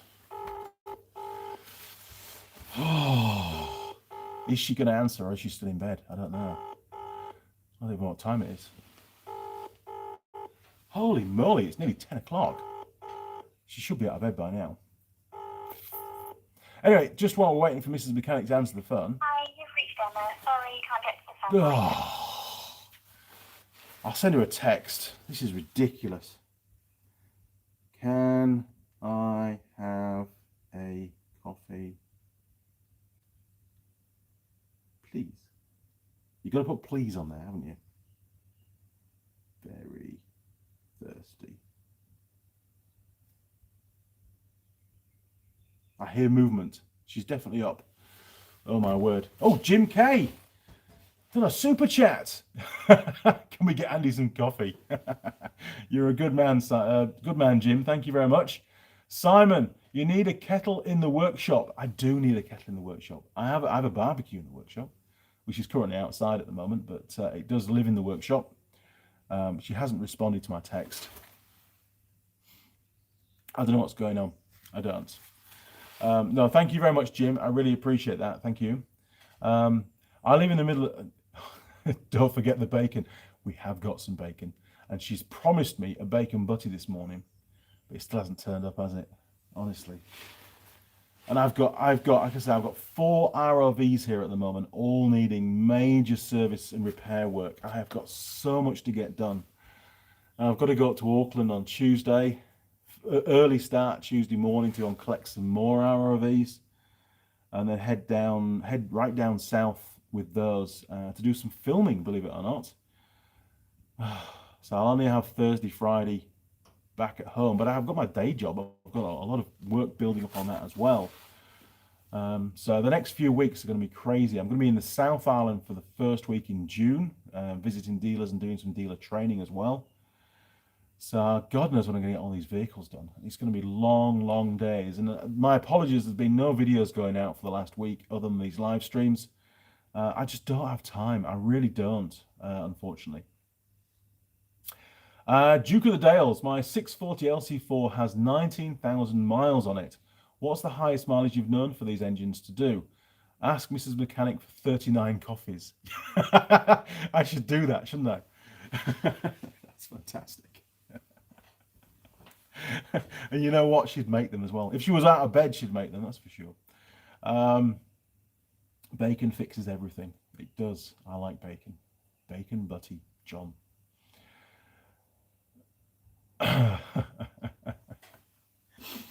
Oh man. So anyway, let me know your thoughts on that CVT drive stuff. I mean, some of you may have already done that kind of work before and come up with a successful fix. I'm very confident it's going to work, but I have to prove it works. That's the thing. That's the reason why I'm putting the sensors on there and collecting the data. The last thing I want is for the customer to have engine problems or running faults or CVT drive overheat issues further down the line. A fix has to be a fix, and we've got to make damn sure it's right before I put it on his vehicle permanently. Rose, good morning, Rose. Have I missed anybody? Bob, yeah, lots of bacon. Cheers, mate. I'm going to get real hungry now. Rose, have you ever visited Maraho in the Abel Tasman Park? We got married there. Can you say hi to my wife, Nika? I can. Good morning, Nika. And by the sounds of it, you're a very lucky wife. You are, to get married there. That sounds great. I also got married in, I think our after church get together thing was up in Dalby Forest, which is a national Park here in New Zealand, back in England, that was. I used to drive through Dolby Forest. I used to live near there and drive through it every day, and I really liked the forest, and that's why we decided to do all our photos and stuff after the church with all our friends. So yes, morning Nika, and if maybe it's time to make bacon butties for Rose as well, or Rose Ironworks. Rose can't be your husband's name. For your husband, go make a bacon butty for your husband. He deserves it. Jim K, are you going to keep live streams going at a specific time so I can set a reminder? Yes, live streams will start every Sunday, is the plan, at 8:30 a.m. New Zealand time, which for most viewers is afternoon Saturday-ish, depending on where you are, obviously. So obviously, yeah, I am in the future here. Tim, looks cold over there. What's the temperature? It is cold. I don't know. I don't know what temperature is. I haven't got a temperature type. Oh, I have. Hang on. We can find out. Oh, jeez.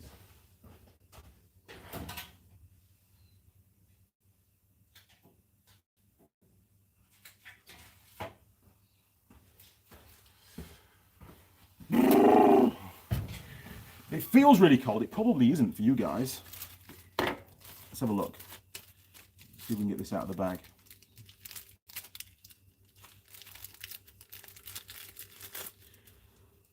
Jeez. New toy. This only came in the other day. Right. I guess that goes in there. I guess that goes in there.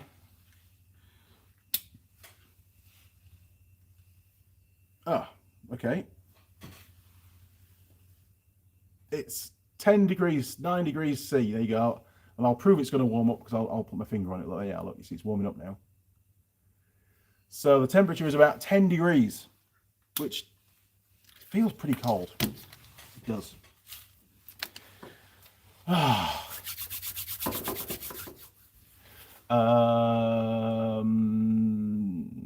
Bob, bacon. Yes, I know. I like bacon. Stop reminding me.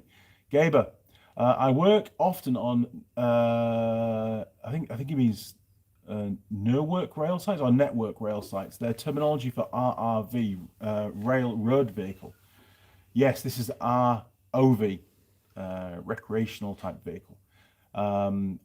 I know the Unimogs, that I used to have a Unimog years ago, and you could get that in railroad configuration. You could put, they used to use them. I think in Germany they use them a lot on the rails for maintenance and stuff. Mike Adams, hey Andy, what's time? I never can find it anymore either. Yeah, you're right. Thanks, dude. All good, matey. No problem at all. Car Guy 72. Only reason I made your live stream this morning was because I got kicked out of bed by a 40-kilogram greyhound. Well, Marmite was sleeping at the bottom of the bed today, last night, and she was cold. She was real cold. It's Chris. No problem, Chris. I've got that now. Thank you. Jim, what's the current level of quarantine? It has lightened up a little here in Michigan. We're on level 2 here in New Zealand.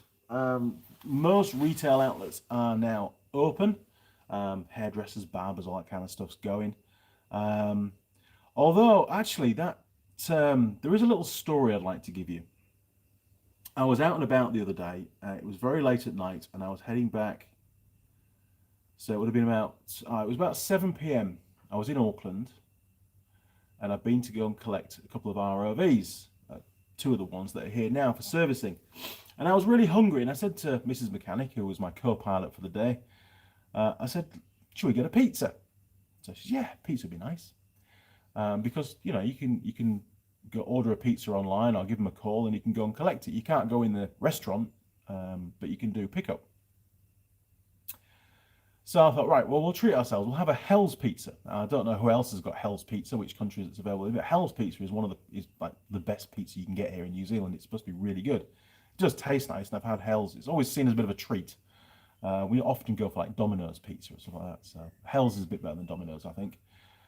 So we found one en route, and I parked outside the shop, and I gave them a call, and we ordered the pizzas.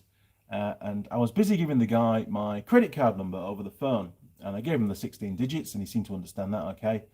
And then we got as far as the expiry date on the card. Now, it's 08/20, it's August 2020. I mean, that doesn't give anything away, does it? And for some unknown reason, he couldn't understand, because he wasn't English, he couldn't understand 08, which is August, 20. So 4 numbers. He got 16 numbers right previously, he couldn't get those 4. And in the end, he hung up on me. Now, if anybody from Hell's Pizza head office is listening, or ever listens to this video, that was really, really, really bad customer service. I was really hungry. I'd made the effort to travel across Auckland to a Hell's Pizza to get what I wanted because I knew it was good. And that particular employee lost you a customer. And I won't be going back to a Hell's Pizza again. It was really frustrating. I ended up driving another hour or so before I got any food, and I ended up with a McDonald's. And I didn't want a bloody McDonald's. I wanted a Hell's Pizza. But there you go. That's my little rant over.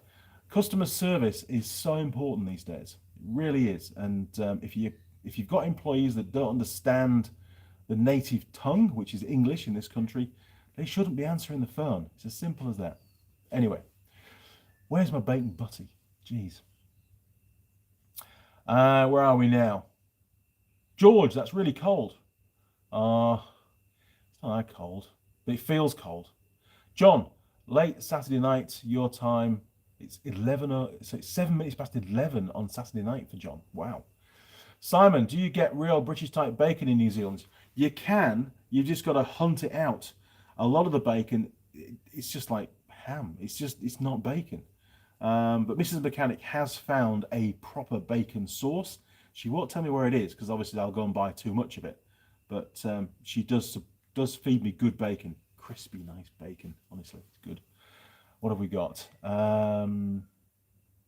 Matterwicks, I cut my own hair. I have not yet had a haircut. I've tried to hide as much as possible under my cap. John the barber was supposed to be coming down today, John, to cut my hair. He couldn't make it. He's postponed it for 3 weeks. I am going to be a mess, honestly. And I've got to do some pieces to camera for my employer on Wednesday, and I'm not going to look very tidy for that. John Anderson, US $5. Thank you very much, John. I do really appreciate that. Thank you. I'll put that towards a heater for the workshop. Honestly. Now then, Chris. It was Chris, wasn't it? I've detected an original Yorkshire background. Leeds, almost. It is Yorkshire. It has faded a bit over the years. And I was at college in Loughborough, so that also destroyed my accent a little bit, my Yorkshire accent. But I was brought up in York, and then I eventually moved up to Scarborough or Pickering, that sort of area, the North Yorkshire Moors, and I was up there for 15 odd years. So that's where my accent comes from. I do try to keep hold of my Yorkshire accent as much as possible. And when I'm doing my videos, unless I get too excited, I try and speak reasonably slowly so people can understand me, because not everybody understands Yorkshire, unfortunately. But no, thank you for that, John. I do appreciate the donation. I'll put that to good use. Bob Kinney, not just customer service, good customer service is very important. It's absolutely paramount in this day and age. As every year goes by, customers demand more and more from the companies, the retail outlets that they deal with, and they become more and more fickle. And it's the slightest thing can really upset customers. And I suppose I'm a classic case of that. I'm prepared to not have Hell's Pizza anymore just because that one guy upset me. It's a bit unfair, I know, but I was really grumpy that night. I was hungry, I was grumpy, and I was looking forward to a nice Hell's Pizza. And he got in my way. He caused me a problem. And it shouldn't have been a problem. It should have been a really simple thing to order a pizza over the phone. Tim Mead, have you used the new Picoscope yet? And if so, what are your thoughts? Oh, you mean the new 6-channel one? No, I haven't. Pico haven't sent me one of those through. They might do. Pico Mic still works there. But to be fair, I don't really have any use for a 6-channel scope. A 4 is normally enough for everything I need to do. And in all honesty, they are expensive. They're very, very good, high quality pieces of kit. And I certainly wouldn't be without one. And I'm very grateful that they sent me one over. And I do use it on a regular basis. I mean, I'll be using my scope, you know, when I'm doing that testing on the ROV. And without it, I couldn't capture the data that I need. So it's fundamental to what I do. John, that's for a pint or two. Cheers, John. We'll definitely buy a pint or two. Cheers. Jim K, restaurants and bars just opened up here, but not everywhere. Yeah, we've got restaurants here in New Zealand are open, but the tables are all spread apart. Their capacity for seating is much reduced, and they have to have one person serving the table. They can't have multiple waiters serving one table. So I believe. But I haven't been to a restaurant, not yet. I will be when I'm in the South Island in a couple of weeks' time. Matawix, my Hoisung scooter is parked up for winter. It survived another summer. Good man. Excellent. Chris, it's funny as you fade in and out of Yorkshire and New Zealand. Yeah, it's hilarious. I do pick up some New Zealand twang, unfortunately, and I apologise for that profusely. Hoisung's customer service is not very good in Auckland, says Matawix. I'm not going to show that comment because, well, he's been quite descriptive on how poor it is. Jim K, is that pizza place locally owned? Well, it's a national group of franchise outlets, and it's the one in New Lynn that caused me the problems in Auckland. So I won't be going back there for sure. Duke of the Dales, do you remember Derek Mathieson, classic car and motorbike garage in Thornton Dale? I remember him. I know Derek very well, and his son as well. Yeah, they're a really nice family, and Paul Mathieson, who is probably about 10 years younger than me. Just the whole family got on with them really, really well. They have a little pub in Thornton Dale. In Langdale End, sorry, the pub in Langdale End called the Moorcock Inn. If you're ever in England and out about that area, do call into the Moorcock Inn. It's a lovely, quaint, warm, cosy pub. It really, I used to go buy Mars bars over the counter from there, and often go there for a pint of cider on a summer's evening after work. Just always felt really, really welcome. And they've been doing a TV show now based on their classic car outfits down in Thornton Dale. They do auctions, and it was called, was it Bangers for Cash? Might have been. I can't remember the name of it. I haven't seen any of the episodes yet because it's not been released here in New Zealand. But the whole family is doing really, really well, and I'm very, very impressed, and they're becoming quite famous. Now then, Matawix, I went to a cafe in North Auckland, very busy, no social distancing. Very hard to police, and the outlets, the cafes, risk massive fines if they don't control their patrons. There's a lot of stress going on at the moment. It becomes very difficult. I think some places have decided to stay closed until this whole thing's out of the way, because they just don't want the risk of the fine or the hassle of trying to run it. Jim K, sorry about the double comments. No, you're all good there, Jim. It's all right. Mike Adams, the broken latch was causing a bad connection. Until I can afford to replace the plug on the loom, I just duct tape it into place for now. I had a problem the other day, actually, where the latch on a loom plug broke. I think I broke it. I don't know. I was working on it. It was very cold and I was working on it. Maybe the plastic was quite brittle. And I had to fix it. You're going to hate me for this. I used a little dab of super glue just to hold the two halves that are connected together. And then I put a zip tie around it. I think it'll come apart quite easily in the future, but it's on the engine, so there's a bit of vibration, so I wanted to make sure it didn't work loose. Terrible, but you know, when you're out in the field, you've got to do stuff. I had no spare parts to fix it. Matawix, do you panic buy during the pandemic? Did you? Well, no, I didn't actually. Mrs. Mechanic just bought what we needed. We were fine. We didn't run out of food. The pantry got pretty empty. The fridge was like a dust bowl, you know, was like tumbleweeds flowing across the fridge. Wasn't a lot going on, but we managed fine. Gaber, I've just seen John the barber running away with your coffee. What coffee? I haven't got it. Honestly, I'm not happy. The salamander 121 be open. If the pub will still be open. Pubs are now open, yes, but again, social distancing is in place. And obviously, I think you'd have to be, I don't know, sat down to drink. You won't be allowed to stand up at the bar. I don't know. I've not been to a pub yet. It'll happen. George, for us here in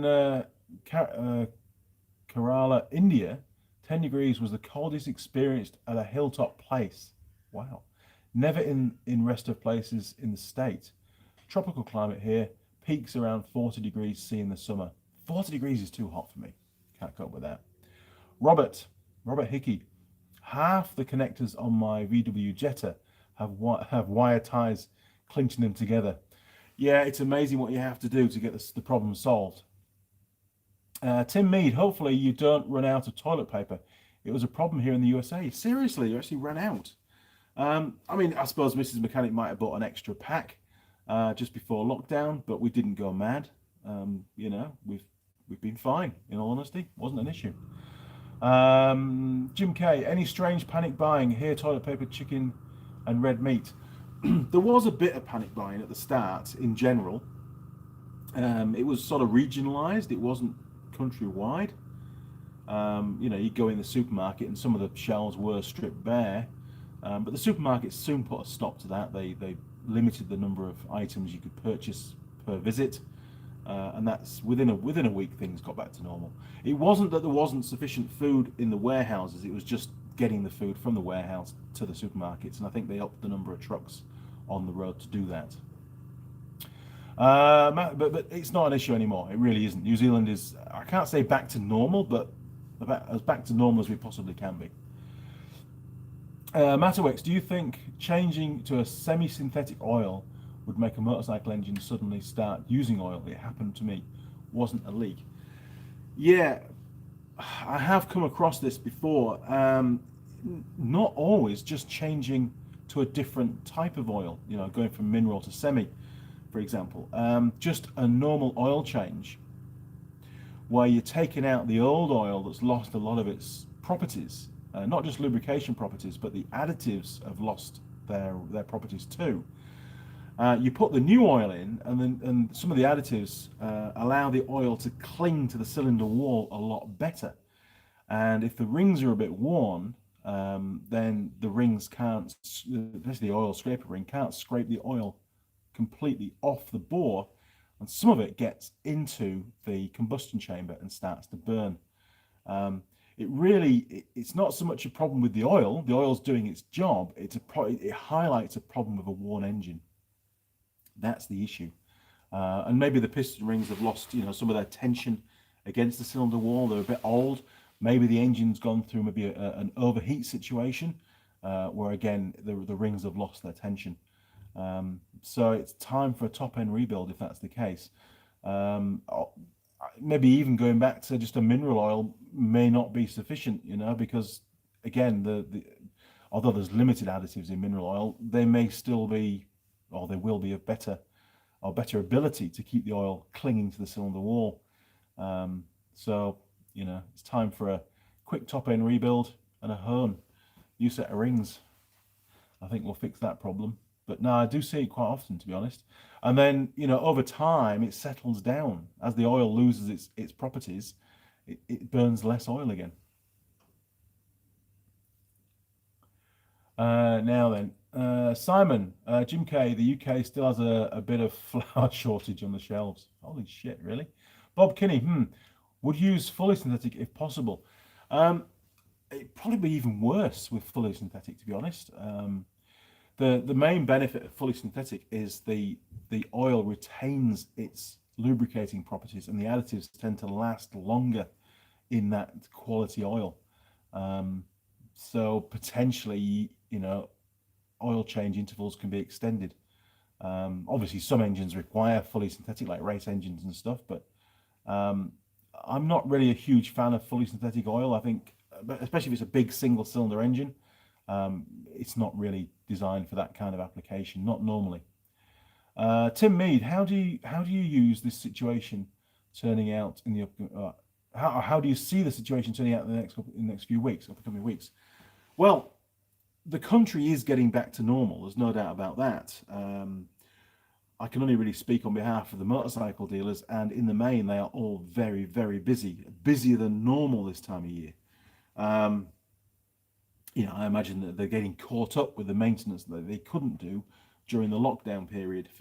Although they could maintain vehicles for essential services such as farming and so on, general public were not able to have their vehicles serviced. So there's a backlog for them to get through.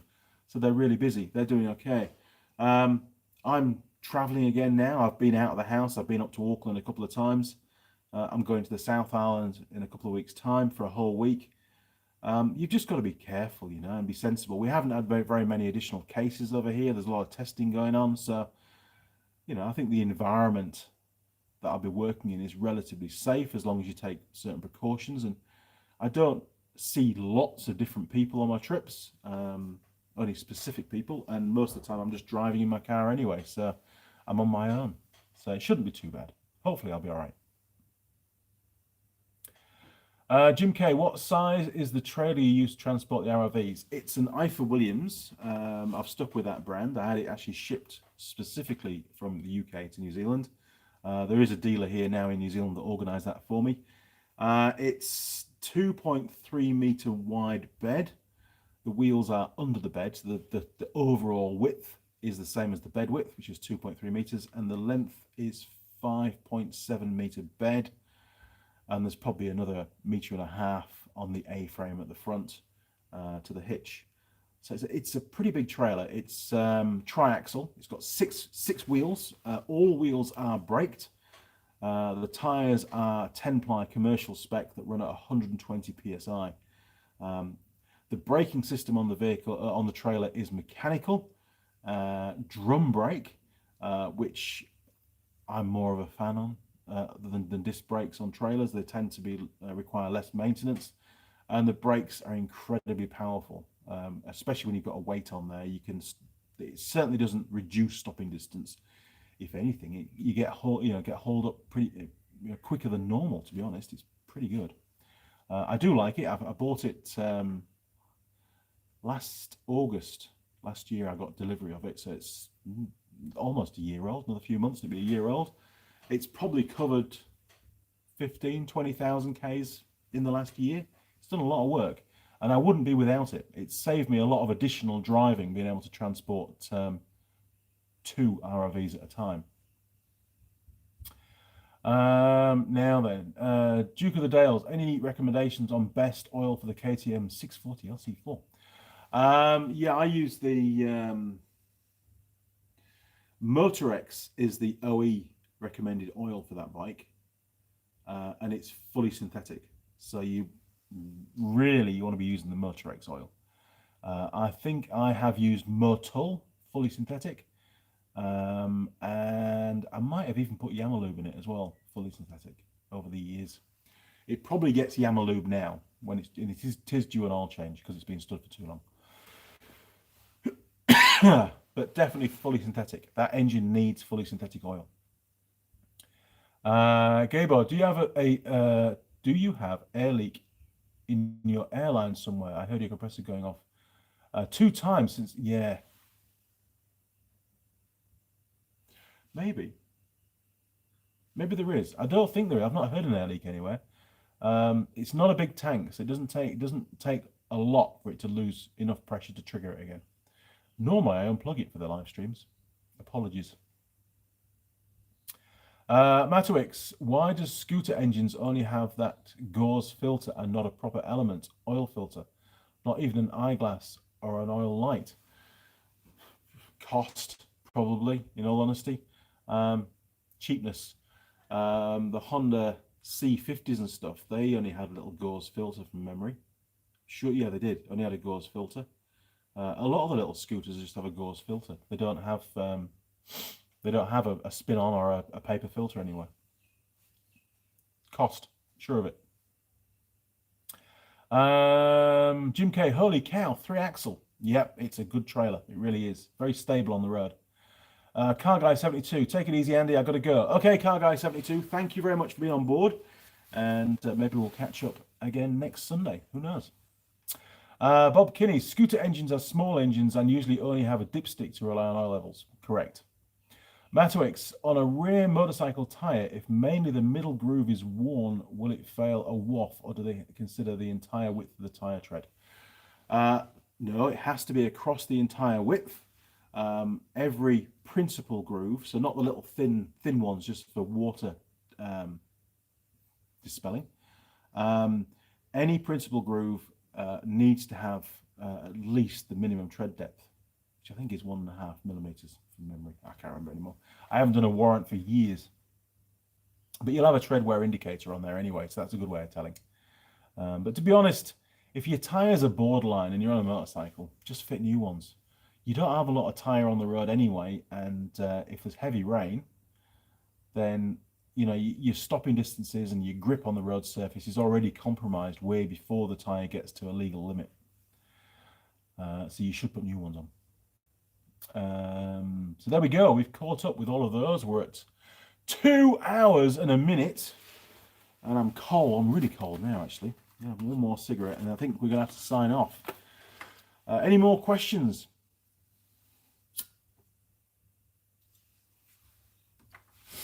Now, what's going on here? We've got to think. Oh, Jared's watching. Jared from Forge, New Zealand. Trosco Industries, or Trosco Limited. What's going on? He says, if I was in Auckland, he'd make me a coffee. Thanks, Jared. Appreciate it. It's a long way to go just to get a coffee. It's not going to happen, mate, but I do appreciate the offer. Thank you very much. Okay. Matowix, so if the middle groove is worn but the rest are good, would it fail? Yes. Yes, if that middle groove is below the legal limit, then it is a warrant fail and it needs to be changed. What it means is that you're not riding around the corners fast enough and you're just doing too many straight line journeys, on motorways. Oh, we had a little glitch on the old live stream there. I am back. Hopefully it's not a sign of things to come. But we will be signing off soon anyway because I'm getting really hungry and I do need that coffee. Roberts, you never got your coffee. I didn't get my coffee. Graham McClucky, still waiting for your coffee, mate. I am. I don't know what's going on. Mrs. Mechanic, she's going to get such a roasting when I see her. And it won't be a coffee roasting either. Right, well, I think realistically, we've come to the end of the live stream. We've pretty much run out of comments. I've run out of stuff to talk about. I'm getting a really dry throat. Shouldn't be smoking these, I know that. If any of you, like I said before, have got any knowledge on ducting or you want to talk about it in any more detail, then feel free to send me an email to andymechanic@live.co.uk.